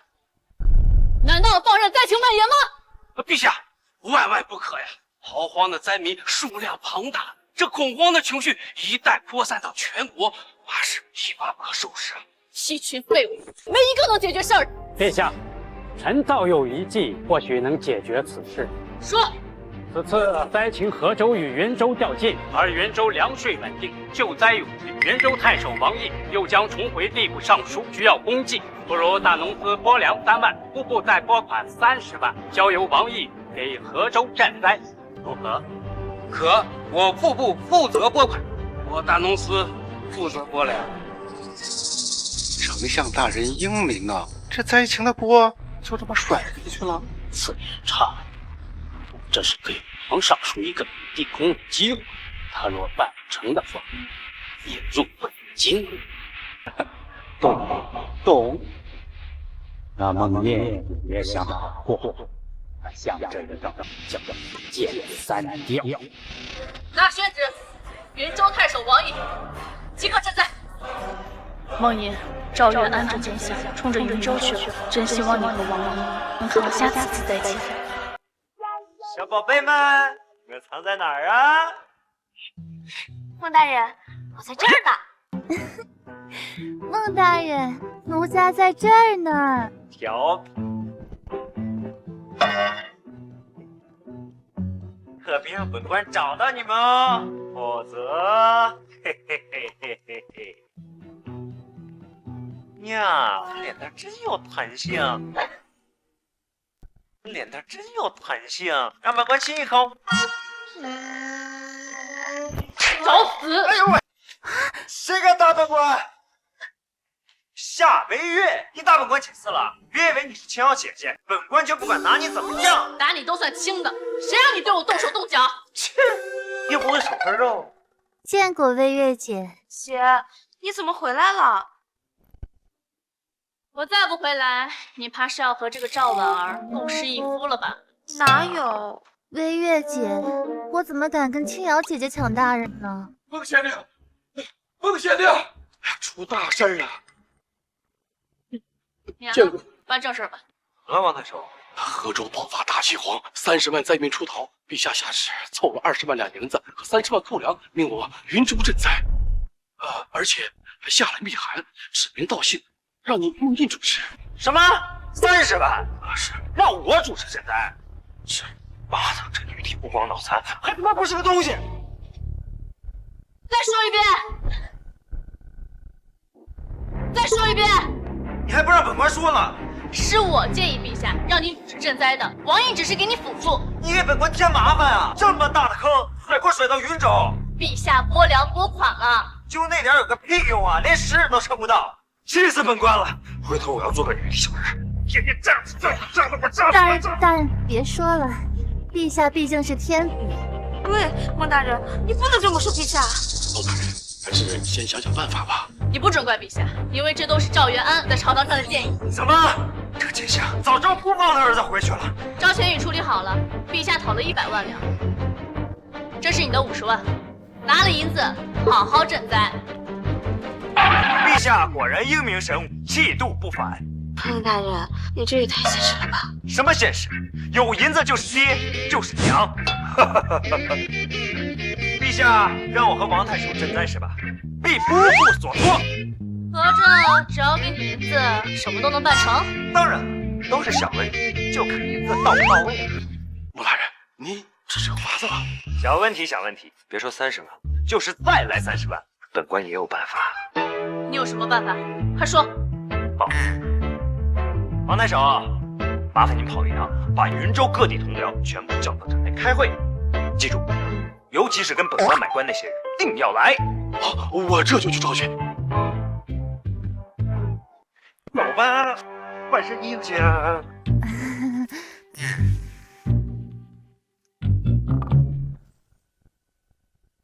各位同僚，陛下下旨，令我云州筹粮赈灾，还希望各位大人恪尽职守，竭尽全力。王太守，此次灾情颇为严重，30万灾民，凭我1州之地的粮食，这恐怕不够啊。不错，如今这民间粮价疯涨，我等还要防备治下百姓缺粮，哪里还有多余的粮食去补来呀？这个窟窿，我等还需要谨慎。若赈灾不成，让我云州各地出现粮荒，这让大夏也上下霜啊！本太守知道各位大人都有顾虑，所以才召集大家前来商量。毕竟皇命难违呀。姐，此次灾情如此严重，不错，粮食缺口很大，不然朕也不会亲自到此。孟大人，您如此安然自得，可是想到赈灾的法子了？对呀，孟大人如此淡定，必有解决之法呀！各位不必惊慌，办法自然是有的。刚本官只是在想怎么做这门生意。生意？孟大人还想借这次灾情赚银子？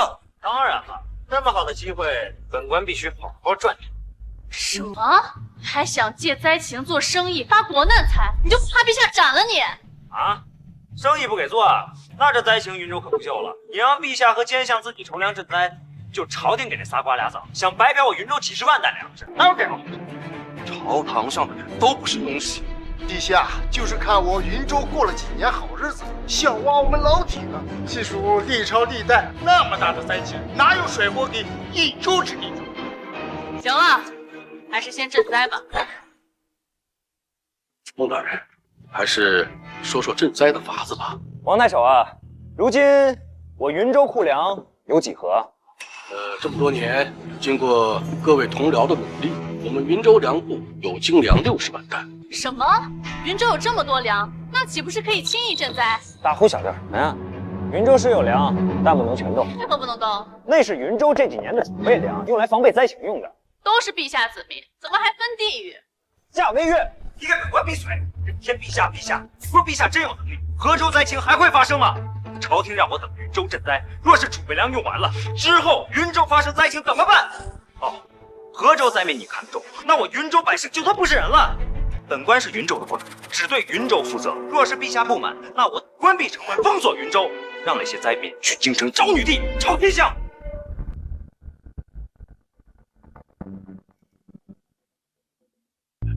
孟大人所言有理，无论如何，云州都要留有储备。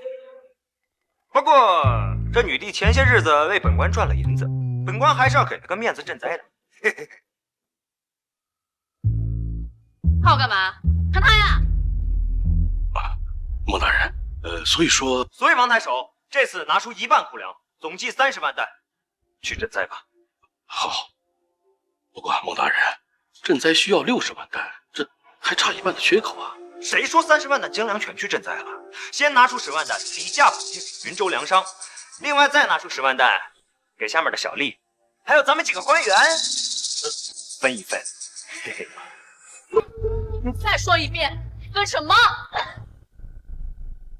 分粮啊！方月，便知胆大包天，连赈灾粮都敢贪，送粮商送官员，唯独不送灾民是吧？姐，你先别激动嘛，孟大人这样做肯定是有道理的。什么道理？他这是赤裸裸的小贪污。夏微月，你不懂就别瞎扯，你学人家青瑶乖乖坐着听不好吗？我不懂。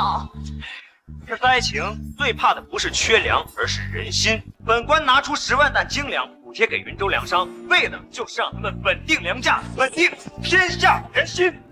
可你分给你们几个官员小弟又是什么事儿？你傻？那赈灾谁去赈啊？靠女帝去赈啊？不还是我们这些官员和小吏吗？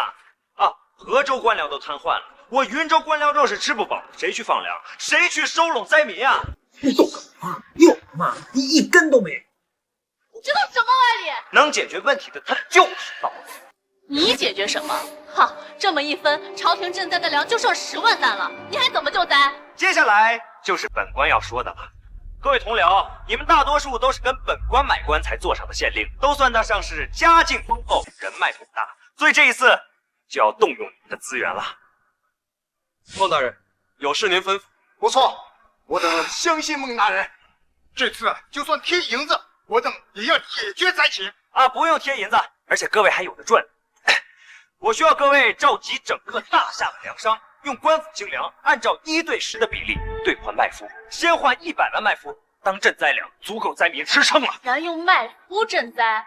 那麦麸是人吃的东西吗？那是作为畜生的粮草。都灾民了，有的吃就不错。你再说一遍！你再说一遍！你可知这天下人心叵测？你用精粮去赈灾，先不说够不够的问题，光是在这当中领取赈灾粮的，又有多少是真正的灾民呢？现在河州灾民那可是草根树皮搜食殆尽，有麦麸吃就不错了，连麦麸都能吃的，那才是真正的灾民。不行，绝不能用麦麸，否则灾民就会动乱，将会引起滔天大祸。不用麦麸也行啊，那你让朝廷拨粮啊，否则别给我逼逼叨叨的。要不是河州灾民冲着云州来，本官才懒得管这烂摊子。姐，我觉得换麦麸也行。王太守，你说呢？我觉得孟大人的法子不错，毕竟粮食问题解决了嘛，这当务之急是让百姓先吃上东西啊。好，好，好，你们真是安官一握。姐，你别走呀！孟大人，奴家去劝劝微微小姐。去吧，不知道你们要犯什么病。啊，各位同僚，我等继续商议赈灾呀。姐，你要去哪儿？回京。真不想见到那贪官，否则迟早会被他气死。可是河州灾情，只能拿出那样的办法。朕就算饿死，也绝不会吃麦麸。我相信灾民也不会吃。陛下，为何急着走啊？滚，否则朕斩了你的脑袋。好嘞，陛下您慢走。这孟大人还真是个人才，义父不得把这事儿给捅破天了。如今证据确凿。本姑娘得赶快回京，见证一场大喜。有事启奏，无事退朝。启禀陛下，臣有本奏。丞相何事？臣弹劾元州太守王毅、安县县令孟业赈灾时，2人滥用职权，贪污行贿，私下倒卖灾粮。其行径败坏律法，有损朝廷威严，望陛下彻查，以正清廉。丞相大人，这其中是不是有什么误会呀？希望是误会，但事实的确如此。虽说此次元州调用精粮30万担用于赈灾，但众同僚可知，其中10万担被那县令孟业低价倒卖粮商，还美其名曰稳定人心、稳定粮价；另有10万担被元州上下官员瓜分，只有剩余的10万担用于赈灾，但却从精粮换成了麦麸。我大夏开国以来，从未有如此夸张的贪污行径，如若不严惩，我等一朝将遗臭万年。岂有此理！我大夏赈灾从来没用过麦麸。一入官僚，竟腐化到共同瓜分灾粮，置朝廷于何地？陛下，我等请求立刻捉拿云州全体官僚，斩首示众。此事呢，朕也略知，但河州灾情严重，云州的赈灾之法实属无奈之举啊。陛下，就算再没有办法，也不可如此贪污灾粮。此例一开，后来者纷纷效仿，将被千古唾骂。不错，若后代官员也用此法，贪官将会越来越多。陛下，更可怕的是，若再有灾情，奸商作乱，麦麸必会涨价，到时候可真没有要吃的东西了。孟毅此举愧对列祖列宗，带坏了子子孙孙，我大农司必不认可。你们什么意思？把王毅、孟业2人押赴刑场，斩首示众，请陛下下旨。请陛下下旨。难道朕身为一国之君，连个孟印都救不下吗？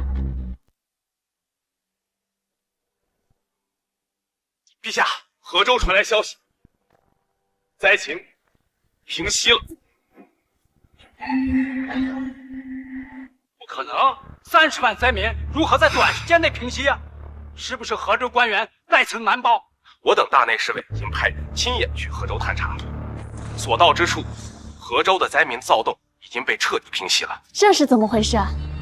陛下，这主要还是云州的孟印县令的计划十分成功。他用精粮换麦麸的方式筹集到了100万担灾粮。灾民对麦麸没有意见？灾民并没有抗议，反倒十分感谢朝廷和官府，而且以往出现的抢粮食的情况，此次并没出现。这是为何？据灾民所说，抢粮食的人一看是麦麸，纷纷的表示出了嫌弃。精粮换麦麸，竟还有如此好处！这云州的孟印对人性的把控，实在是惊人啊！不可能，就算粮食充足，可单凭云州一地官员，如何处理那么多的流窜灾民？这正是属下要说的。此次除了云州的官员和粮商在得到补贴和分配的灾粮后，朝着河州一路尽心尽力的赈灾外，孟印县令还将朝廷给的20万两白银和3万担精粮分配给了河州其他官员。大胆，还给河州的官员分赃！陛下息怒，原本处于瘫痪的河州官员，在得到孟大人的补给之后，迅速的组织起来，利用麦麸分配给了灾民，防止灾民乱窜。另外，河州的官员还将在逃的河州太守缉拿归案，等待陛下审问。好，河州太守也抓住了，朕要亲自问问他到底要干什么。此次河州灾情，云州赈灾有功，宣王印和孟印进京面圣，各贡行赏。吾皇万岁万岁万万岁！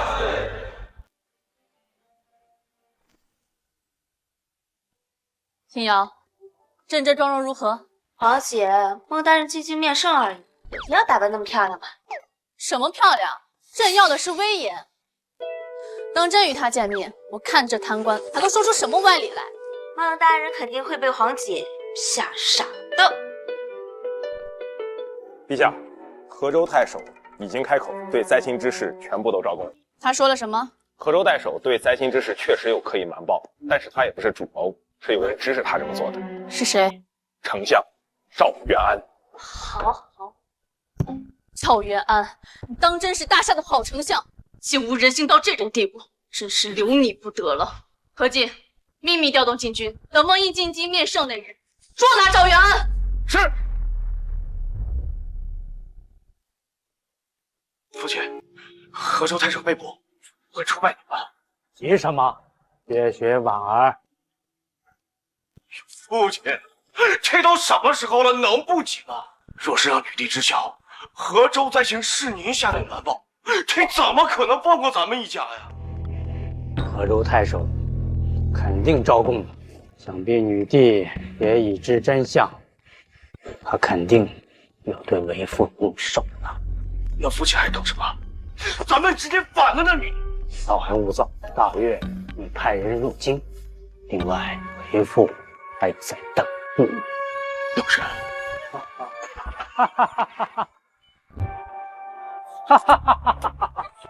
将大人安好。蒋统领，20年前与您边关一别之后，至今未曾私下一句啊。托丞相洪福，这些年来，蒋某步步高升，坐上这禁军统领之位，如今报答丞相了。看样子，陛下是对本相要动手了。禁军已经控制了京城，也包围了您的丞相府。弄得好，婉儿，看查。此次以查代酒，敬蒋统领。大业若成，必报答蒋统领。好，干！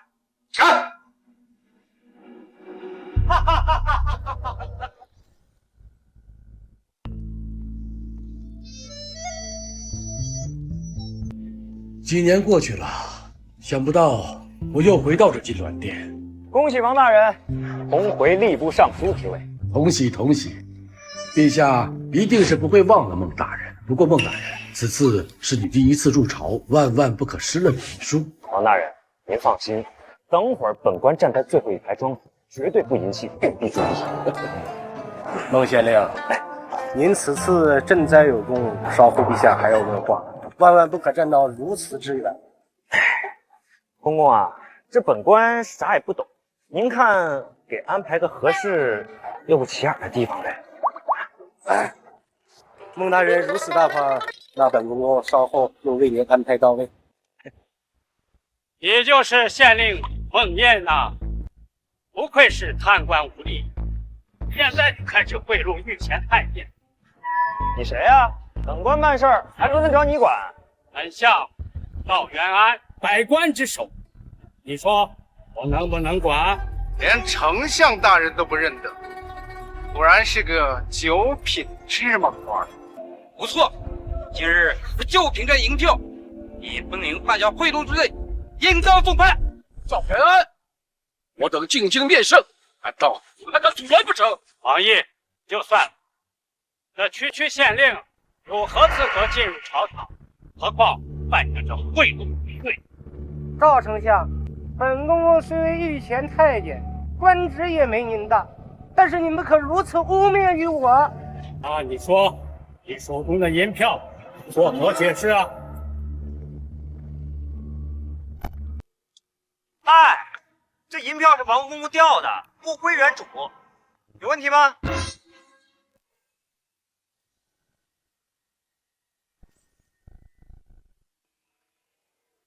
没错，这就是本公公调的。孟大人，这叫拾金不昧。一派胡言，银票怎么能调出来呢？就是，钱财之物，有谁不会好好保管？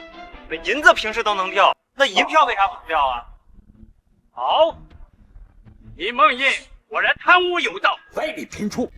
但是无论如何，你就是如何贿赂，你也入不得这金銮殿。一个小小的县令，有何资？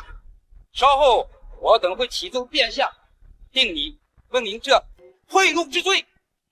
孟大人进京面圣，论功行赏，是陛下圣旨，三位大人怕是无法阻拦。三位大人，你们如此打压孟大人，可别怪本尚书回头弹你们一本。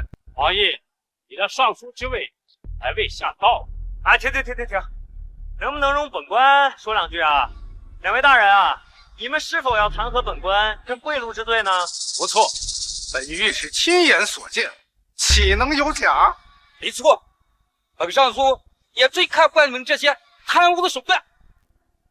可这银票，那的确是王公公调下来，而且我怎么看两位大人上前的时候，好像也掉了点东西。哎呦，本御史的确掉了银票。本尚书也是如此。那两位大人，本官是否犯下这贿赂之罪呢？没有，绝对没有。本尚书也知道孟县令肯定会物归原主的。哎呀，孟县令，您呢是个好人呐！大胆孟印，竟敢在本相面前贿赂御史大夫和户部尚书！丞相大人，这怎么能是贿赂呢？这分明是做好事儿。的确，孟大人是在做好事儿。没错，我与李弘大人先进朝堂，等候宗位，等候宗位。好啊，看来我是小瞧你。不过今天你无论如何说破天，这金銮殿进不得的。没事，这殿本官不进了。哎，王公公是吧？王大人，等会儿陛下若是问起这本官为何不在，你们如实说就是了。好说，本尚书回头就想想，如何参得丞相大人一本。本公公稍后也会启禀陛下。各位大人，陛下让小人来召孟县令去花园单独面试。什么？是说入朝面圣吗？孟县令，虽然说丞相大人不让您进殿，但是我们替您通知了陛下。不错，陛下说了，是有些不妥，要单独召你面圣了。多谢两位大人了。哎呦，客气。气杀本相！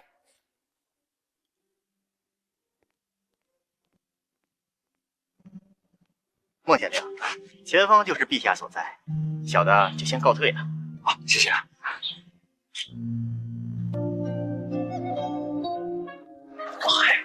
这女帝身材还真不错。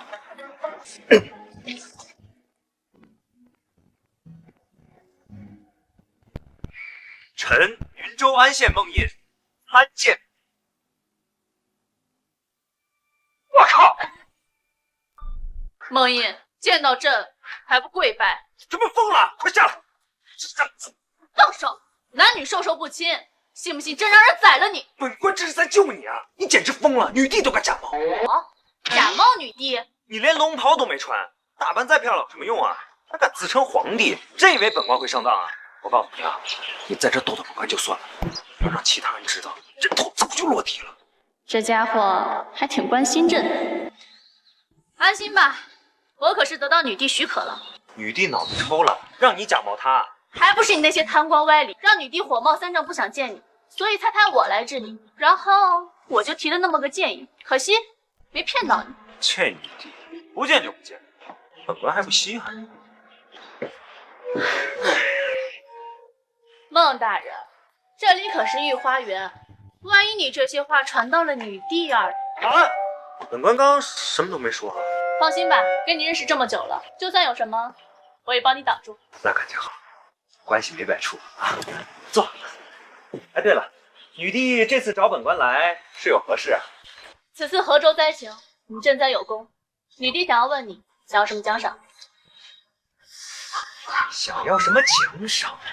哎，把云州30万担精粮先还。大夏已经无粮了，就算补，也要等明年税收后才能补，而且30万担，最起码也要分5年才能补齐。啊！女帝真想白嫖我云州粮食啊？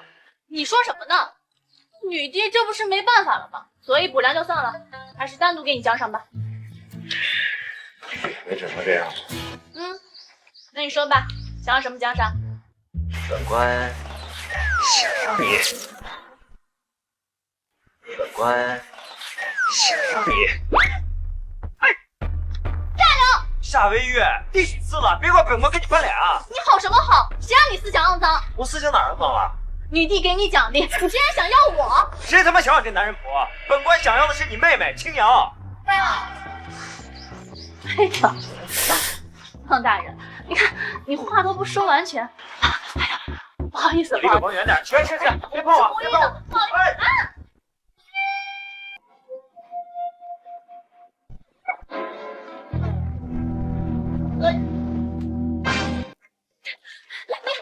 你下凉！又关我什么事啊？是你自己亲生来的，坏了本官清白。你无耻！我哪儿无耻了？若不是你刚才……你还说！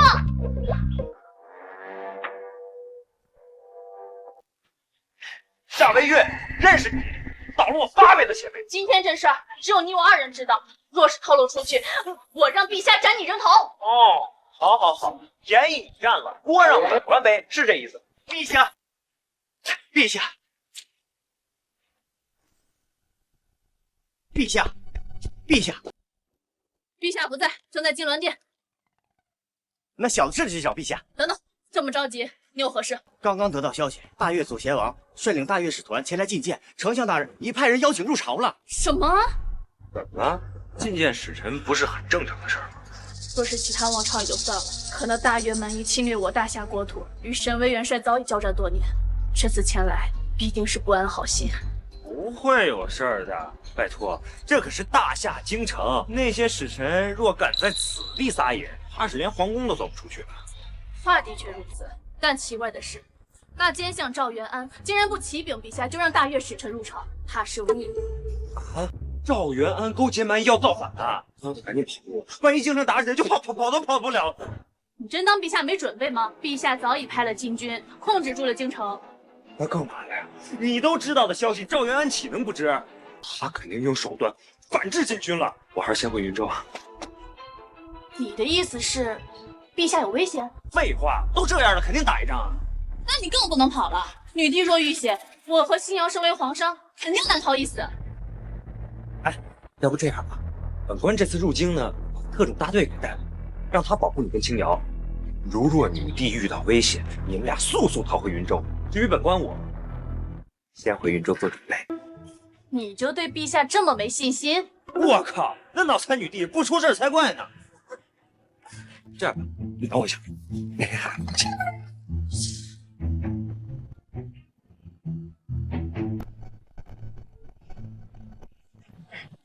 夏飞月，本官知道你想保护女帝，把这个东西带上，到了生死关头再把它打开。这里面什么东西？哎，你别管了，到时候就知道。本官先撤了，拜拜。哎你！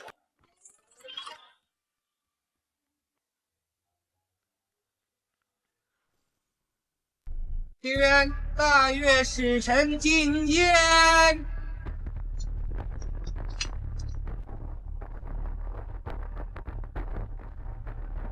大越左贤王巴格尔见过大夏女帝。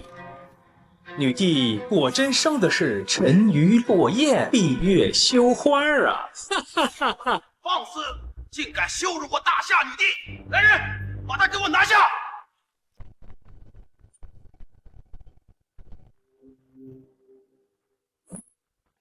陛下！陛下！陛下！陛下！蒋松，你这禁军统领什么意思？没什么意思，丞相大人有事吩咐。哈哈哈哈哈！那就麻烦蒋统领。赵元安，你勾结禁军统领，是要造反吗？本相这是在救诸位同僚及陛下。赵元安，你放屁！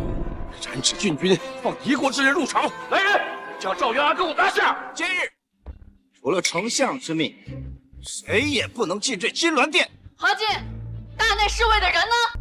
陛下，刚才大内侍卫已经被禁军解决了。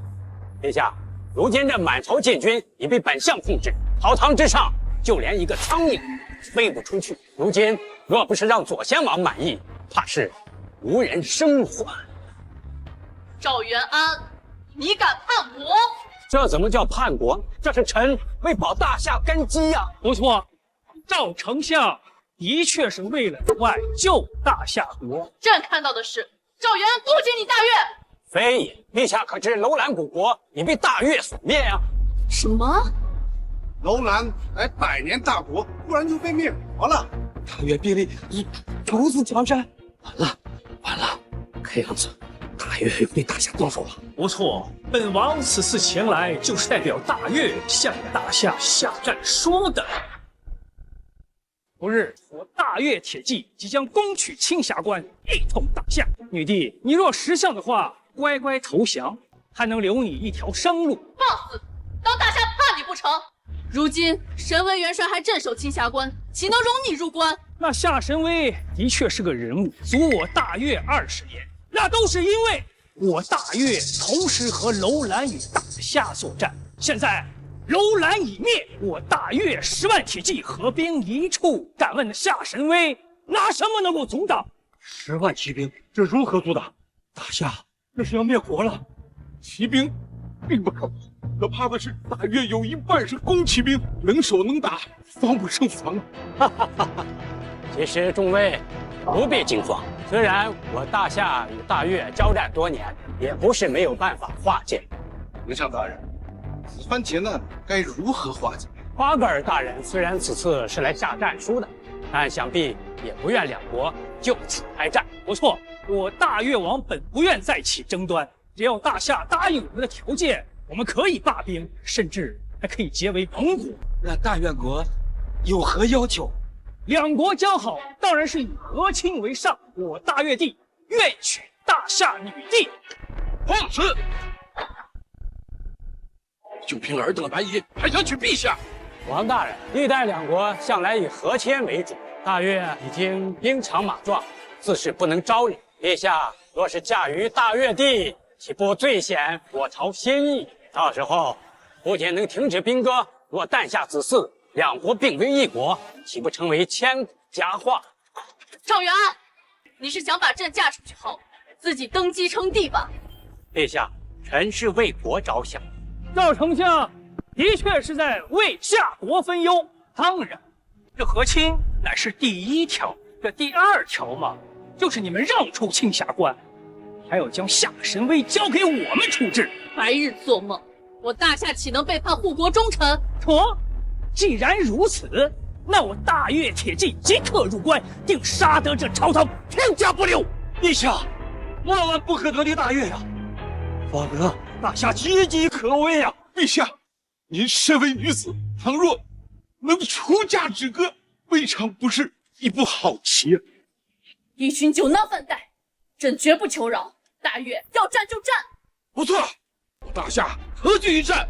来人，把王大人带回去。赵元安，你敢叛国，你不得好死！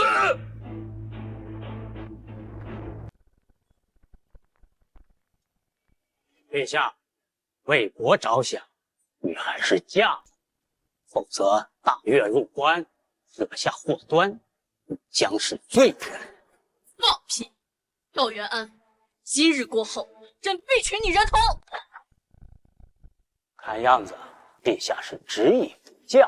朕乃皇帝，出嫁一事岂是你奸相可定？既然如此，就别怪臣得罪。来人！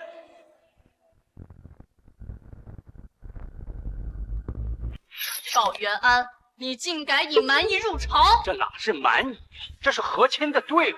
这就是我们大越的勇士，他们2人联手便能阻挡5绝高手。现在10人聚齐，就等同于5绝高手齐聚。现在就让我们大越勇士为我们大越王迎娶大夏女帝，众亲合一。陛下，为保大夏根基，您还是嫁了吧。不错，如今丞相开口和大越国和亲，我等也是无能为力啊。好，好，好，真是一群为国忠心的好忠臣啊！来啊，为陛下沐浴更衣，出嫁大越。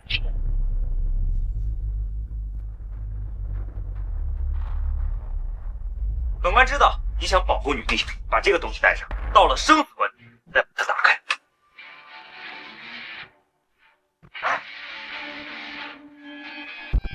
这家伙竟然把加特林给震了！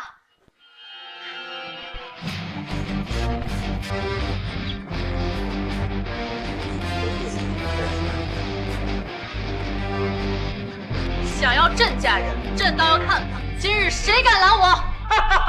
想不到女帝性格如此刚烈，孤身一人也敢反抗，不愧是我大越王看中的女人。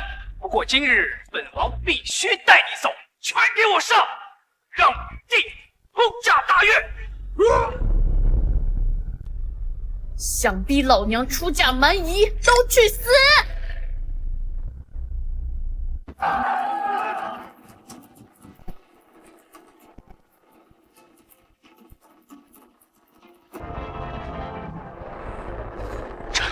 这是怎么回事？大夏女帝的武功怎么会如此超群？加特林活切，一气赚3600段。该死的蒙毅，他怎么把这福气传给了女帝了？还真好！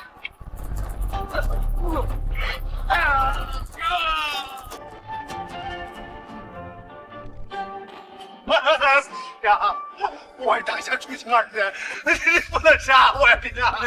对啊，陛下，丞相造反跟我的无关呀，陛下。你们2个老不死的玩意儿，稍后朕非要让你们去偷大粪！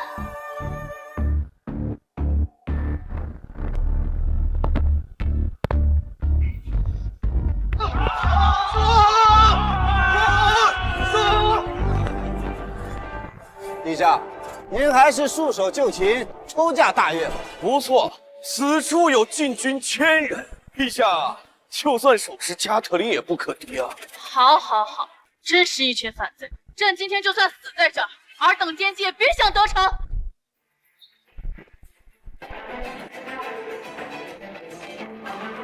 若遇到大量敌人包围，拉开铁球上的环，然后扔出去，坚持3盏茶的时间，无论你在哪儿，关羽的特种大队必会来救你。朕相信。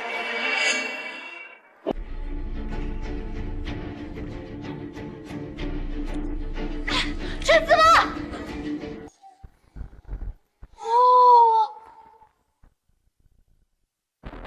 哦，雷个乖乖，这小玩意儿竟堪比火箭筒和迫击炮！今天朕非要让你们瞧瞧孟毅所说的“火力为王”。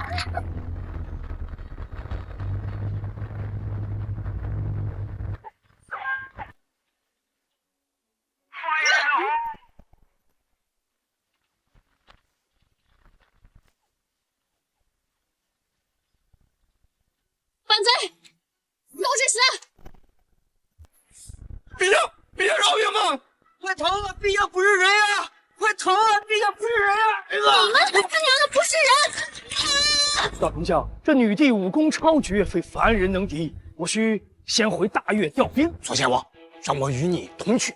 自过了今日，带上必死无疑。你要跟我回大越？带上要有一计，夺取青茶关，让大越铁骑进入自信。走。怎么了？孟大人，为何突然回云州啊？今天不跑就来不及了。今日之内，京城肯定开打，女帝肯定有危险的。不会吧？那可是金銮殿，陛下有大内侍卫保护。什么声音？好像是朝堂里传出来的。该死，下边有危险，手榴弹都用上了。怎么办？姐姐还在宫里。妈的，这皇宫开炸，这天下得大乱了呀！魏源，听令，死热在，你率领各等大队前去皇宫带出夏梅月。记住，无论是谁，只要敢伤害微月，一律击毙。是。哎，另外，再派出5个人保护青瑶，我们在城外汇合，等你们回云州。得令。让高总上来。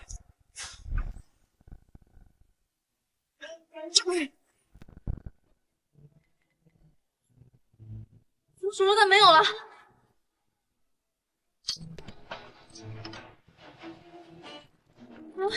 怎么加特林也不管用了？不想这是力竭了。看来加特林也不是无敌的。蒋头领，立功的机会到了。这猴子，你还想出手？你与我父亲犯下的可是叛国造反之罪，必死无疑。事到如今，不如一不做二不休，干掉女帝，换了这大夏天子，方可保住性命。干了！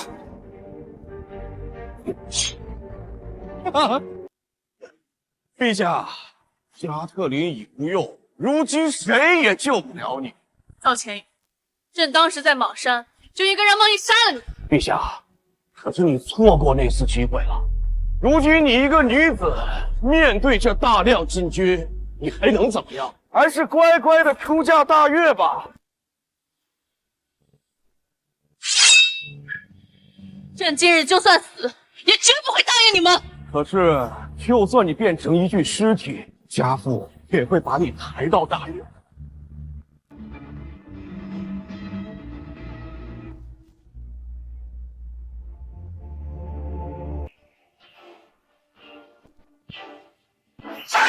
你个杀丞相之子！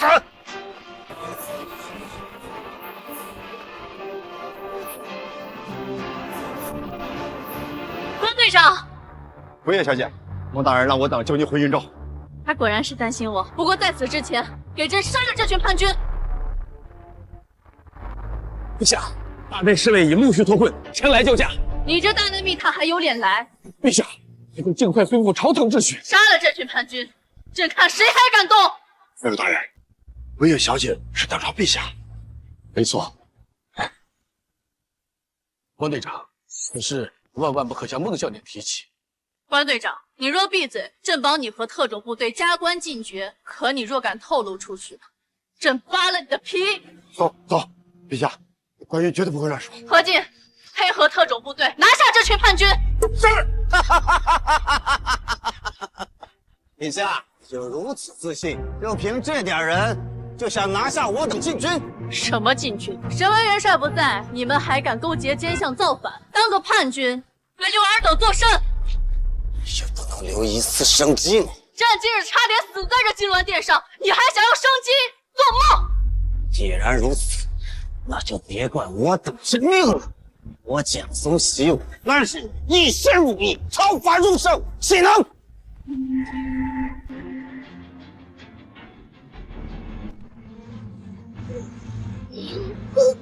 就这点实力，那么多废物。关羽，不错啊，就凭你这一枪，朕回头赏你一个指挥使当当。谢陛下。完了，这是要花子。蒋松已死，尔等还想反抗？王毅，随朕重整朝堂。那个陛下，孟大人还在城外等您。那朕先去见他。等我这夏维月出来，本官不打他屁股开花。孟大人，姐姐不会有事的。怎么会没事啊？京城今日都这架势了，那赵元安肯定联合那大越造反了呀。这家伙还挺关心朕的。可姐姐是在皇宫，大夏最安全的地方。就是因为这样，本官才更担心呀。你说那女帝做了那么多脑残事，死就死了，那不能拉着微月一块死啊！就算她做不成本官的媳妇，那好歹也是大姨子，不能见死不救啊！你有本事再说一遍！京城不安全，速回云州。走。不回！赵元安造反已失败，我还要配合女帝抓捕赵元安。抓什么呀？他肯定跑了呀！什么？这不可能！穆大人，您可有什么证据？这要啥证据啊？哎，你们去找那个大越的使臣，他若不在，那赵元安肯定他们一伙跑了。小姐，据大内消息，赵元安已随大越使臣逃离京城。大内侍卫干什么吃的？真的能让奸相跑了？本官猜对了吧？咱们还是速回云州吧。本官再猜一个，不出10日，这大越起兵必将入侵大夏。什么？这不可能！沈巍元帅坐镇青霞关，怎么可能会放大越入关？不错，沈巍元帅坐镇3军40年，又是陛下皇叔，就算再艰难，也必定死守青霞关。你都这么肯定，那本官更担忧了，说不定这青霞关已经失守了。走开！都闪开！不把你提供！站着。何事？参见大人，青霞关失守，沈巍元帅重伤昏迷，大约10万铁骑入关。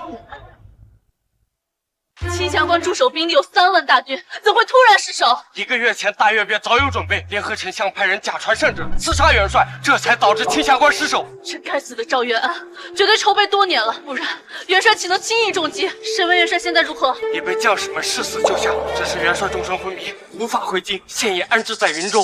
孟爷，快回云州，一定要救下沈巍元帅。不救，沈巍元帅跟我有什么关系？元帅乃我大夏护国忠臣，岂能不救？不错。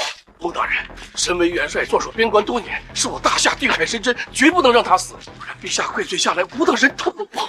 哎呀，你让陛下自己救去，我是他保姆啊，什么事都给他擦屁股。孟大人，身为元帅，你必须得救。青瑶老婆，你给我一个理由啊！因为身为皇叔是皇家最大的长辈，我与姐姐乃至陛下想要嫁人，都得经过他同意才行。什么？你怎么不早说？老丈人重伤，速回云州。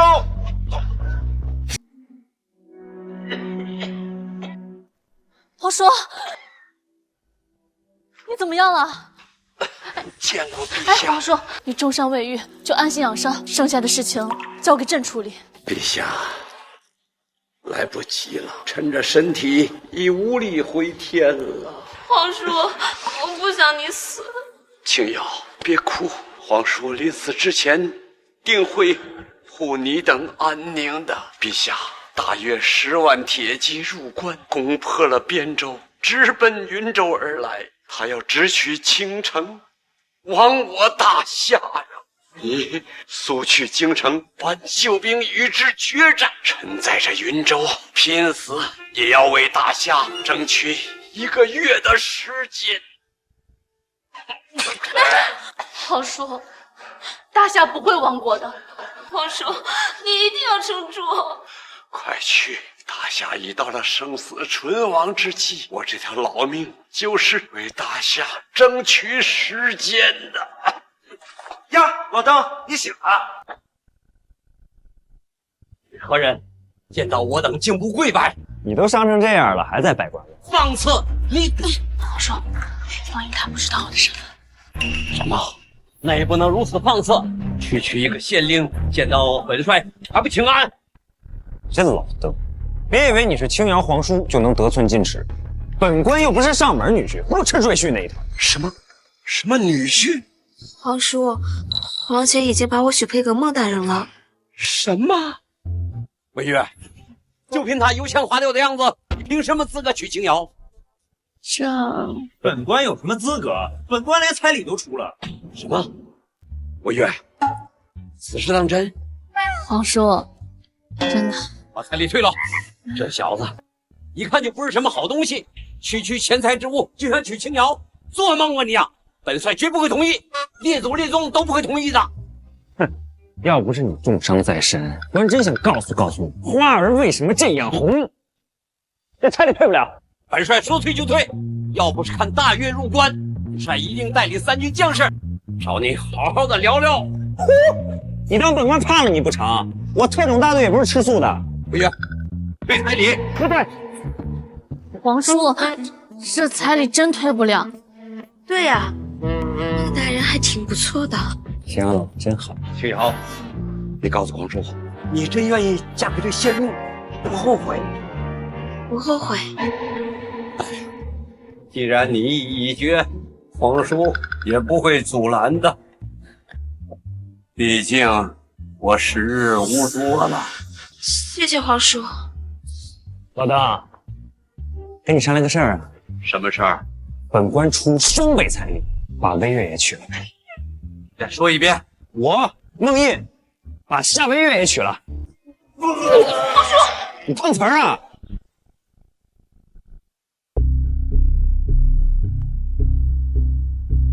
大夫，我皇叔伤情如何？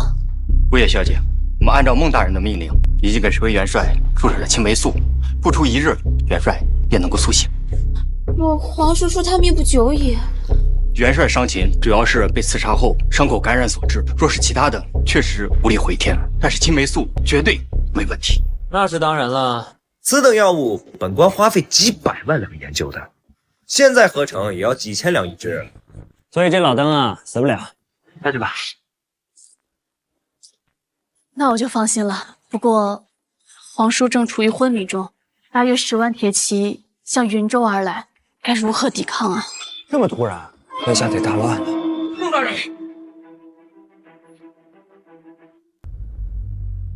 孟大人，大越入关，直取京城，朝廷已下旨，命我等阻挡一越。啊！女帝不派兵，让我云州抵挡大越。不错，如今身为元帅重病，大夏兵力群龙无首，短时间内怕是没有办法出兵。我还要去通知三军。孟大人，你尽快想想办法。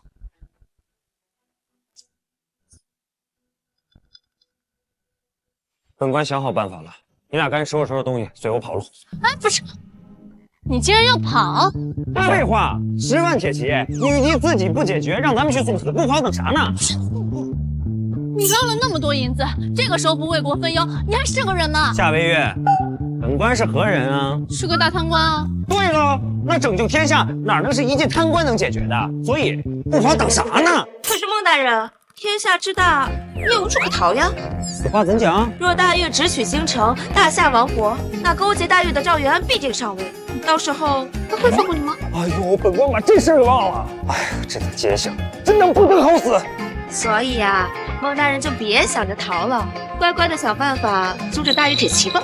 哎呀，一开战又得花银了，又推呢。你的意思是说，你有办法拦住大越？废话，那打仗，你以为打的是人啊？那不都是银子吗？虽然本官银子多，但跟大越一比，还真不好说。是吗？如今皇叔重伤昏迷，如若陛下动用国库，你是否有把握解决此事？那女帝就一个吝啬鬼，兵都不愿意派，还指望他能出银子呢？大夏是穷，但这一仗必须要打，无论花多少银子也值，否则大夏必定亡国。如若是这样，本官还真好办了。你真有办法？当然了，若是女帝愿意掏银子，本官这儿有3个价位，3种结果，看他怎么选。你说说看。这第一种嘛，只要500万两，本官保证能把大越挡在云州外。什么？500万两？大夏每年军费也就才1000万两。那你让女帝派兵喽？派兵也得等皇叔醒来。再说说第2档吧。这第2档嘛，物超所值，只要1000万两，本官必能击退大越。你这价格是疯了吗？没办法呀，人工、弹药、后勤哪样不花银子呀？哎，特种大队的花费你又不是不知道啊。那最后一档呢？嘿嘿嘿嘿，最后一档可就厉害了，此档乃 VVVIP 档，只要3000万两，本官派出秘密武器，定能全歼大越骑兵。若真能全歼大越，去除大夏的一块心病，那3000万两倒也是挺值得的。哎，真的假的呀？女帝藏私房钱呀，3000万两都拿得出啊？孟大人，你什么眼神啊？你觉得3000万两女帝会拿不出来吗？行啊，那就好办了。这门生意若是谈成了，本官分你们1成。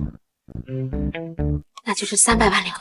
不错，女帝若想白嫖本官，那是绝对不可能的。不出钱，这一仗我绝对不打，宁可逃到海外。你真是掉银子眼里了。本官就是这么个人，要不是本官老婆，这门生意不给你们。孟大人，我与姐姐商议一番，期待你们的好消息。皇姐，孟大人既然保证能全歼大越，不如就给他了。事到如今，朕也只有相信他了。不过银子大概不够，国库以及内库凑凑，再加上最近抄家赵元安的银子，最多也只能凑出2000万两，还差1000万两，应该够了。可他要3000万两。孟大人开价，我们哪有不砍价的道理？还能砍价？他都给咱们回扣了，说明这里面的利润大了去了。跟他混了那么久，本公主早就摸透他。一会儿看我的。你人还没嫁给他，倒和他越来越有夫妻相了。皇姐，什么夫妻相啊？咱们快进去吧。考虑好了。孟大人，我与姐姐商量了一番，觉得3000万两贵了。什么？青瑶，你在向本官砍价吗？我们两姐妹倒是可以答应这个价格，但你想想陛下，他能吗？也对，这陛下估摸着8成也许。臣真不想掏银子，要不然大夏也不会发展成今天这个样子。那你们说说吧，选择哪一档？准备出价多少？第3档出价1500万两，我们两姐妹还要再吃1成回扣。你们俩疯了！你教我们的呀，别管别人怎么出价，直接对半子。你气死本官了，这价格绝对不行。本官还是收拾东西跑路吧。孟大人，就这个价吗？青瑶，真不是本官乱开价，而是枪炮一响，黄金万两啊！本官招出秘密武器，全歼大越骑兵，差不多就1500万两。你算算，再给你们回扣，还有其余支出，亏本的生意，你们会做吗？那你说吧，要多少？最低2500万两，全款。夫君，真不能再低了吗？青瑶老婆，为夫真的想给你优惠，我真的是优惠不了啊！要不然就凭你这身夫君，为夫早就答应了。那要不先付2000万两，其余500万两延后支付。不行，女帝上次欠我的赈灾粮还没还呢，我还指望她出500万两银子，谁信啊？姐，怎么办呀？大越都要打过来了。你们俩就跟本官跑路吧，这最后的500万女力都凑不出来，这大夏呀，不救也罢。500万两，谁说陛下拿不出？你就嘴上行，你掏出来给我看看呀。这样吧，你看我值500万两不？你看我值500万两不？此话怎讲？你把500万两补上，我就嫁给你。此话当真？自然当真。最后的500万两，本官出了。而你们俩都是本官的老婆。不行，婚礼之事口说无凭，本官非常担忧。你还怕我赖账啊？你若不信，我让陛下下旨。不行，那陛下的信誉，本官更信不过。那夫君，你想怎样吗？本官这就去制作婚书，咱们签字之后就算完成交易，如何？至于婚礼时间，往后再议。行吧，按你的意思办。好嘞。皇姐，你就这么嫁给孟大人，怕是不妥吧？如今朝堂瘫痪，大越10万铁骑入关，皇叔又重伤昏迷，朕也只能信他。倘若孟英真的可以拯救大夏，朕嫁他又何妨？可别说宗人府了，就算是魏皇叔也不会同意这桩婚事的。更何况你我同嫁一人。皇叔，你感觉如何？陛下，臣还没有死。皇叔，大夫说您没事了，不久之后就可以下床了。我的确感觉好多了，真是没想到，这云州还有如此高明的大夫啊！皇叔，是孟大人救了您哦。什么？就是那个县令？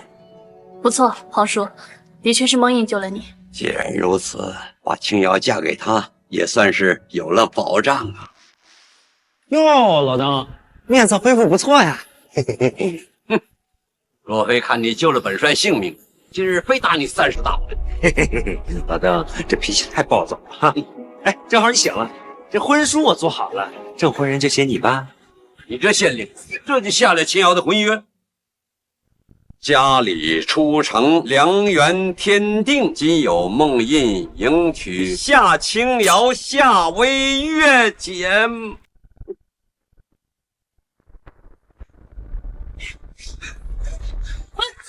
哎，老邓，找啊，我帮你找。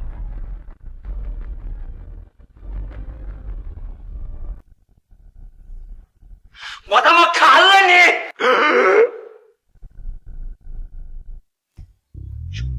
我会宰了你！干什么？不是，老邓，你别乱来啊！我夏家嫡系，我有文月、青瑶2女，你还想都娶了？我也不是你，我靠，你唬谁呢？你们皇室不还一女帝呢吗？我靠，你还说我今天非把你大卸8块！你们哪跑？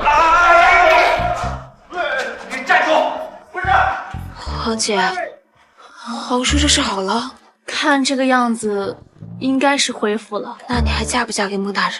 婚书都写了，嫁吧。那我们不能看着夫君被皇叔砍死啊！哎，皇叔，你听我们解释。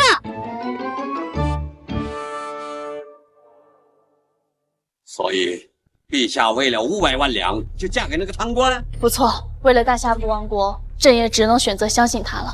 岂有此理！那贪官除了有把加特林、300支火筒、几十个迫击炮手榴弹，还有什么？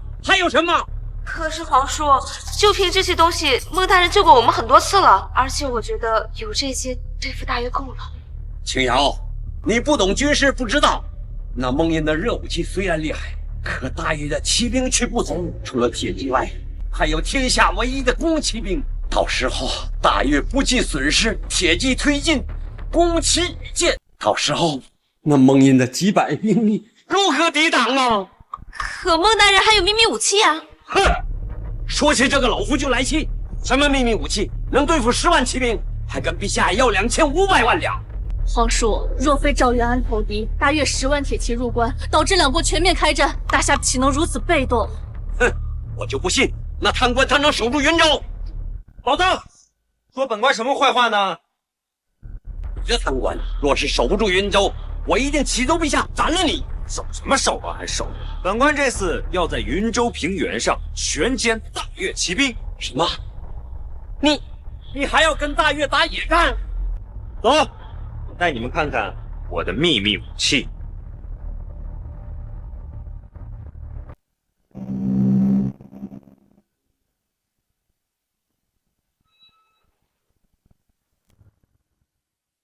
来看看吧。哇，又粗又大。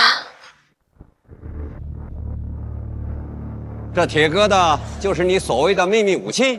当然了，本官这次要让大越骑兵知道什么叫做平原霸主、钢铁洪流。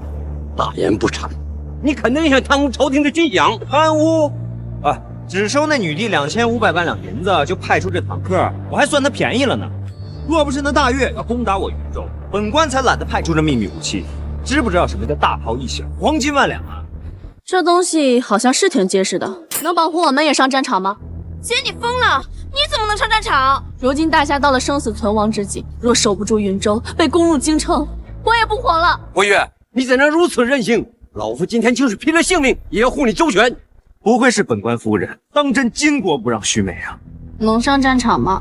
若是其他东西，肯定保护不了夫人你的周全，但这坦克绝对无虑。本官给你们演示一遍啊！来，退后，压着我在，全军出击！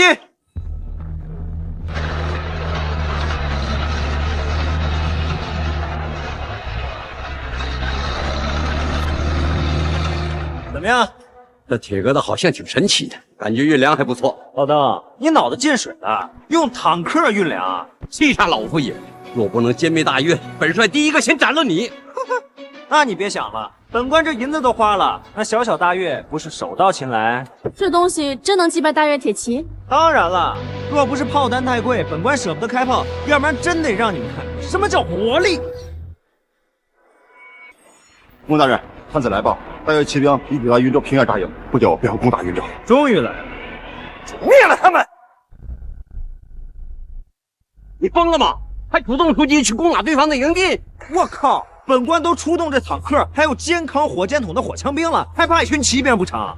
你的东西再厉害又能如何？你只有区区500人，如何在平原上面对10万骑兵？万一被大月找到机会全歼，陨落的不只是云州，甚至连京城都保不住了。到时候我大夏就彻底完了。所以本官更要主动出击。如今大夏人心惶惶，本官必须打一个漂亮仗。我信你。听见了吗，老登？你，全军听令，准备出击。左天王，此次攻打云州还是小心为上。赵丞相放心，此次你献计攻陷青霞关，给了大越一个消灭大夏的机会。本王亲自出征，就是为了不错失这个机会。至于这小小的云州城，我大越骑兵都已扎营，对方如何抵挡啊？实不相瞒，县令孟燕着实有些邪门，本将还是有些担忧。赵丞相，你们大夏有一句名言，叫一朝被蛇咬，10年怕草绳。想必这就是你此刻的心态。我不管他什么加特林、减特林，本大王此次率军入关，定要拿下云州城，然后直取京都，助你成为夏皇。云州驿动约有500兵马在城门口集结。确定只有500兵马？据前线汇报，的确只有500兵马，不过配有10座巨物，看起来像是攻城之物。对方的首领一看就是个白痴，在这平原用攻城之气对战我骑兵，真不把本王放在眼里。既然他们来送死，本王就成全他们。传令，众将士随我出击！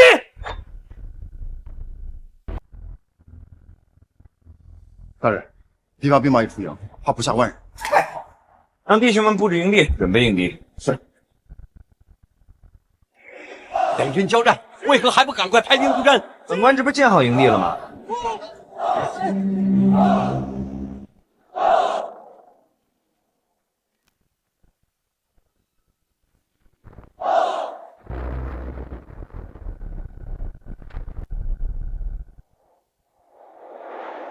就凭那堆破烂货有什么用？对方的可是10万铁骑，那是火枪兵的防守阵地，主要用来防逃兵的。皇叔说的对，我知道火枪兵厉害，可那也只有500人啊，而对方可是10万铁骑，这里面可是100倍差距。你这样布置还是不妥。安了，这不还有坦克呢吗？足够了。你这限定简直不可理喻。大夏若是亡国，你就是罪魁祸首。你说话给我注意点啊！若不是女帝给本官银子，本官才懒得打这仗呢。等我回去，非要让他给我免3年税。哎，若是能拿下此战，别说3年税，10年都行。哎，这可是你说的啊！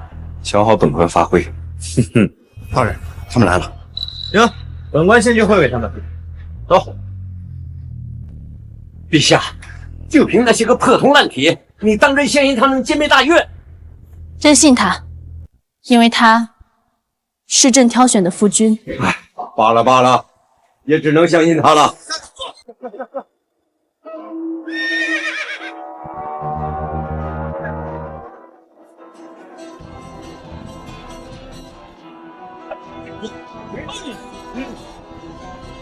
王爷，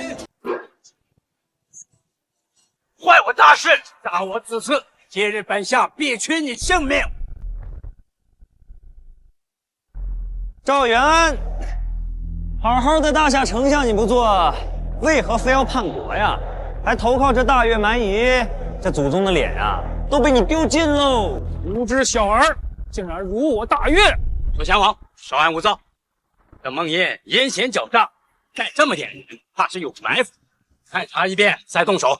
哎，孟爷，我赵元安何来愧对祖宗一说？若非女帝不愿意驾驭大越王，惹怒大越，何来两国兵马相割？赵元安真是贼心不死，恨不能早杀了他。就是，还想让我陪嫁，今天绝不能放过他。陛下，若真到了无法挽回之际，臣就算舍了性命，也要展现金星的狗头。赵元安，你他妈的真够无耻！雨帝虽说不怎么样，但好歹也是我大夏的门面。你让她嫁给蛮夷王，那就好比你丞相的娘嫁给了乞丐。放肆！你这小小的县令，竟敢说我大越是乞丐！啊，对不起啊，说乞丐高估了你们，你们其实是野。我八个儿今日定要取下你这县令首级，祭奠三军！你们这些歪瓜裂枣，还想娶本官人？做梦！好好，我大越10万铁骑在你嘴里成了歪瓜裂枣。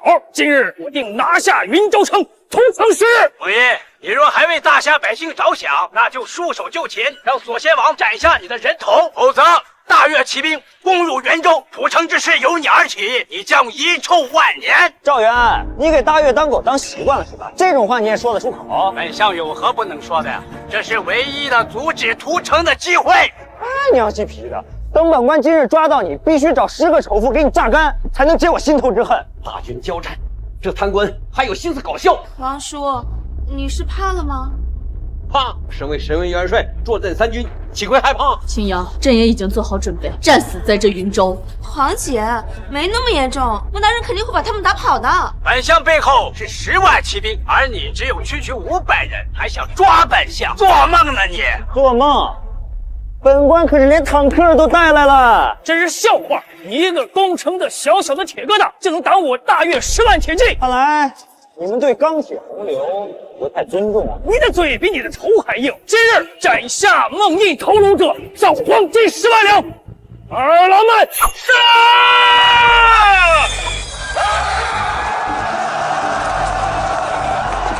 完了完了，这下开打了！皇姐，这打仗怎么跟我想的不一样啊？全军开火！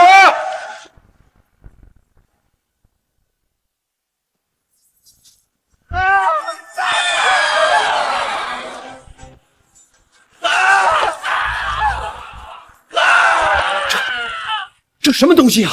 老大，本官让你看看什么叫做现代化战争。这禁军竟如此威力啊！全军散开，用弓箭远程攻击铁疙瘩。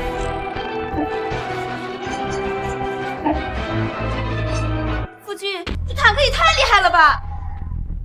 当然了，要不然怎么叫秘密武器呢？可是坦克不会被弓箭打破吧？魏月老婆，你说什么呢？连加特林都打不穿这坦克装甲，还弓箭？那岂不是能全歼对面？这坦克竟有如此威力，老夫若有一辆，定能横扫7国。横扫7国算什么？那目光所至，皆为下毒。好一个目光所至，皆为下毒！哎，能不能让老夫也试试？好说呀，但老登啊，你看本官和微月、青瑶这婚事，你小子何德何能，竟然先娶他们姐妹俩？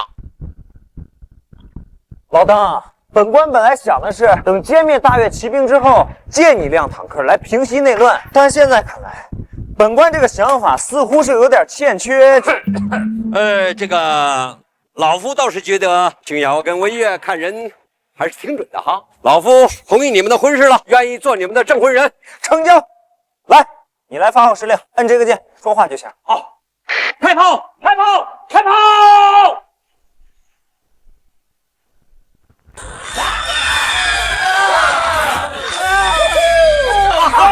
爽爽爽！老夫今日定要杀个7进7出，重振威名！开炮！开炮！左贤王，快撤吧，否则全军覆灭啊！撤不了了，就算撤到平原，被这巨物追上，也是难逃一死。事到如今，只能置之死地而后生。全军听令，绕过巨物，直取云州！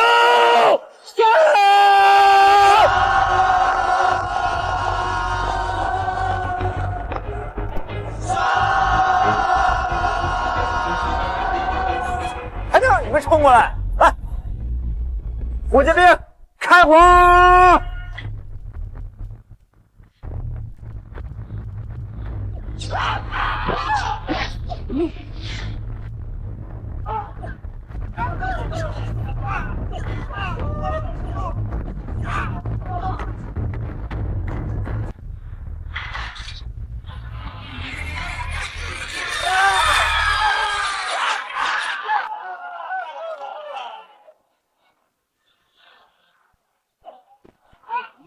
这就是所谓的任务金，竟有如此的威力啊！当然了，老邓，要不是这大越骑兵人数太多，而且这平原啊又太过宽广，单凭这几样，本官就灭了大越。哎，这些东西能不能卖呀？老夫用来配备三军。好说好说，只要钱到位，都是。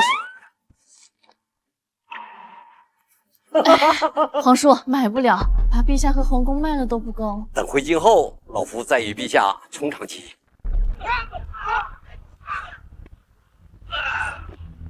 魔鬼，他们全都是魔鬼！快撤！撤退！全军撤退！撤！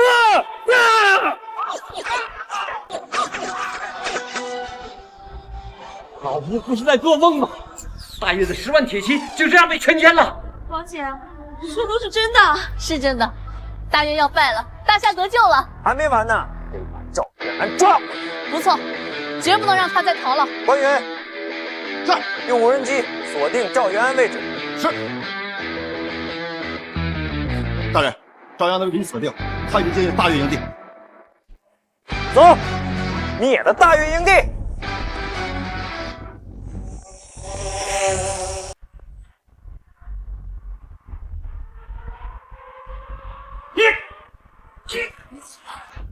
帅前王，全军溃败，如今有何计策呀？拿了粮草，逃回大越就是计策。什么？不是说好了要救本相，拿下大夏皇位的吗？这不是你这个狗东西，10万铁骑怎么会死在这云州？好你个八哥，竟敢如此羞辱于我！将我赵元安献祭攻陷青霞关，令你等大越骑兵入京大夏，可在这云州折戟沉沙，反倒怪罪于我。你献计攻陷云州，本宫岂能损失如此惨重？就是你的错！好，蛮夷果然是蛮夷，欺软怕硬啊！要不是本王急着逃命，我一定这就活剐了你！来啊！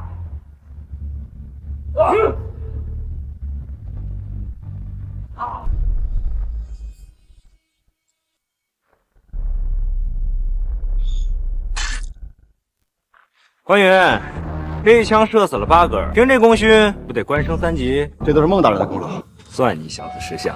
回头别忘了给本官送银子哦。那是大人，多谢孟大人提拔。都这个时候了，你还不忘收银子？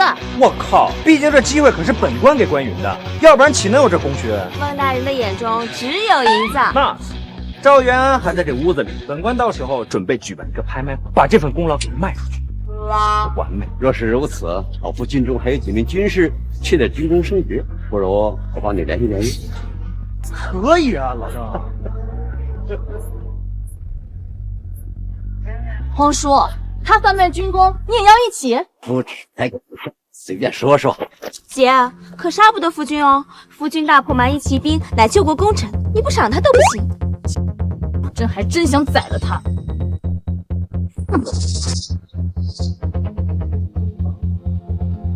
赵元安，本官宣布被捕了。关羽，本相栽在你的手里不远，要杀要剐，随你处置。no， 杀你不是，多抓你价格更高。你要对本相做什么？赵丞相啊，你看看你，内乱罪、谋杀罪、造反罪、叛国罪，这哪一样不是十恶不赦的罪名啊？所以你身上有大把的军功，本官打算把你当我的生意，把这些军功卖给你。岂有此理！竟敢如此羞辱本相！我就羞辱你怎么了啊？在8个人面前跟条狗一样，都什么时候了还要跟本官顶嘴？所以啊，我最看不起你这窝里后的狗，到时候肯定给你卖一个大价钱。三走。我找我赵元安，竟落到如此下场！王姐，夫君不会真打算把赵元安卖了吧？不行，军功岂能拍卖？绝不能让这种风气蔓延。皇叔，你速速回京镇压朝堂，另让6部拟旨，对云州大胜论功行赏。是。这其他人还好赏，可夫君怎么办啊？这一次，朕必须要给他升官了。陛下，你真打算招蒙引入朝堂？虽然说这家伙是一个人才，在军事、经济、内政方面也无一不弱，可实在是太贪了。这云州上下被他腐蚀的蛇鼠一窝，就是最好的证明。王姐，那你打算怎么升？朕心中早已有主意。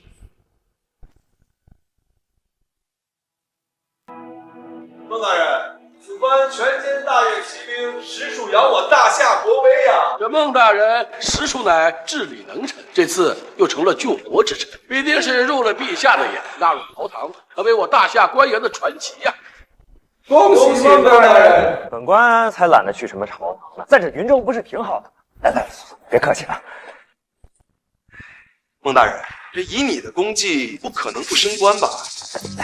本官打算把捉拿赵元安的功劳给拍卖出去，到时候肯定能卖个好价钱。哎，对了，几位大人啊，你们身边若有资源的话，还望多给本官介绍啊。孟大人，这有些不妥吧？这有什么不妥啊？本官真不愿意去那朝廷之上见那脑残女。你说什么？本官啥也没说啊。有种你再说一遍，女帝是什么？本官先溜了，这脑残粉惹不起。刚才接到消息，京城已获得云州大胜消息，圣旨已在来的路上。啊？赵元安，本官还没卖出去呢。卖你个头啊！就老实在这等着。我说你脑袋里除了想着贪银子，还有其他念头吗？我还以为你们姐妹俩。圣旨到。王公公。安县县令孟印何在？出来接旨。我家孟大人今日不在。把他喊来，圣旨岂能不接？哎呀，不如改日吧。孟印，在找死吗？慌什么慌？这就是孟印县令宣读圣旨。是。哎，你认识这太监，让他回去呗。给我老实接旨。父亲，你不接也得接。宣旨。今安县县令孟印、王毅、关云等人抓捕奸相，歼灭大越，救国有功，朕深感欣慰。又知云州一府百姓安居乐业，生活富足，实属救世能臣。此论功行赏，以彰其功。一，赐封安县县令孟印，加官进爵，爵升3级，赐名安国侯，官升5品，晋升海州太守。1月内上任海州府任职。我靠，这他妈明升暗降，一级调任啊！这女帝太不是东西了。接圣旨还敢大不降？2，赐封云州太守王毅，官复2品，重回朝堂，掌吏部尚书之位。3，赐封安县捕快关云，均升4级，调任海州。4，海州指挥使之位。4，云州全体官员各升1级，钦此。孟大人，圣旨宣召完毕。我先走了。哎，公公，能不能快了呀？这要把本官调出云州，这和抄家有什么区别呀？大人，你少说2句。哎，公公，圣旨能退了。孟大人说笑了，还有一事。这是陛下密诏，为防奸相赵元安再次逃逸，命你3日之内在安县刑场将其斩首。啊！这女帝是不是知道本官要把赵元安卖出去？我事情已经办完，我就先走了。恭喜孟大人，这官升得如此之快，定会成为我大夏的传奇呀！何止啊，这爵升3级，官升5品，再疯狂也没这么升的呀！贼稀罕呀！太难，把本官调到海州那个穷地方，本官连银子都榨不出来。这是陛下对你的赏赐。我才不要呢！哦，我拿他女帝2000万两，给我挖这么大一坑啊！还是做好准备，上任海州太守吧。父亲，记得快快斩了赵元安。夫人，别走啊！孟大人，那我也赶紧收拾收拾，去京城上任了。孟大人，此次分别不知何时再见，不如今日我等痛饮一场。就当吃顿散伙饭吧。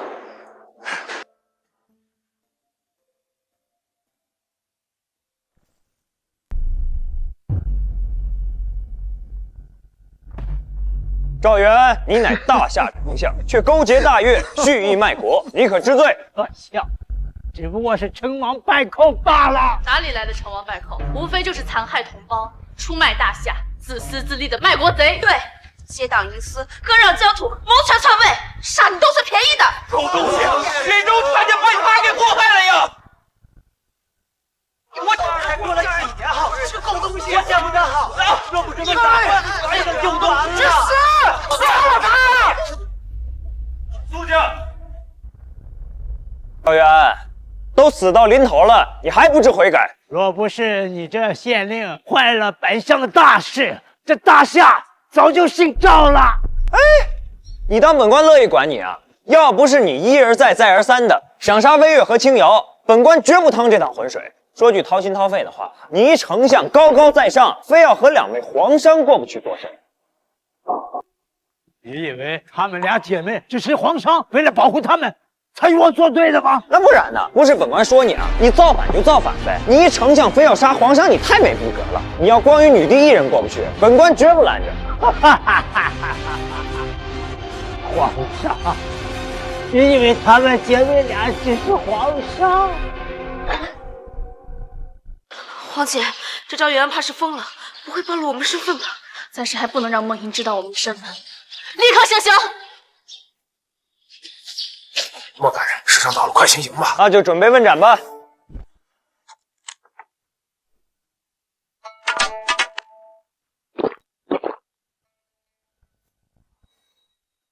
老头儿，别笑了，马上就要问斩了，还有没有什么想说的？本相着实想不到，登基大业竟然毁在你这区县令手上。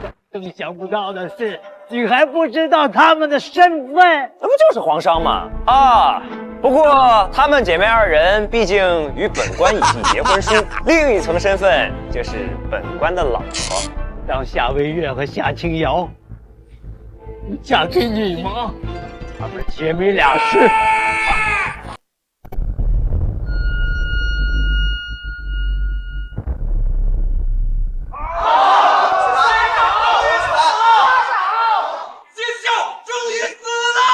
不如在这刑场建个石像，将他骨灰埋下，让他遗臭万年。好，好主意！让美谦打伤他100遍，100遍！好，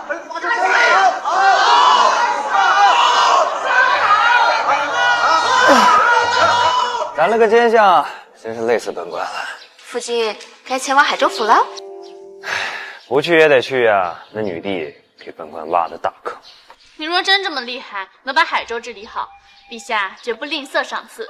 那女帝国库的银子还没本官多呢，本官才不稀罕她的赏赐。我去跟百姓交代一下啊。孟大人，您这是要走了吗？本官被女帝升官了，上任海州太守。孟大人，你不能走啊！是啊，孟大人，你走了，我们可怎么办呀？孟大人，你可不能舍弃我们，孟大人！哎，一群刁民，哭个屁呀！本官是被升官了。孟大人，我们是真的舍不得您啊！孟大人，我们种的葡萄也还没有成过呢。是啊，孟大人。啊，行了，别哭了，跟哭丧事。本官又不是死了，是被升官了。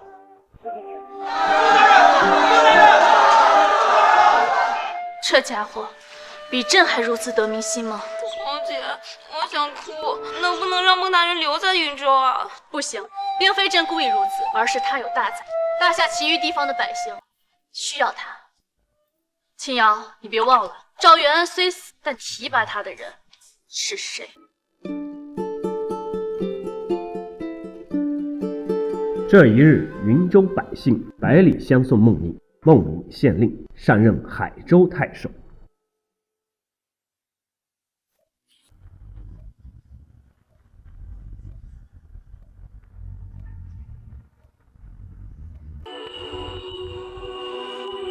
婉儿见过太后。赵元安终究还是败了。启禀太后，义父篡位失败，已在云州安县被刑场问斩。废物！连个小丫头都解决不了了。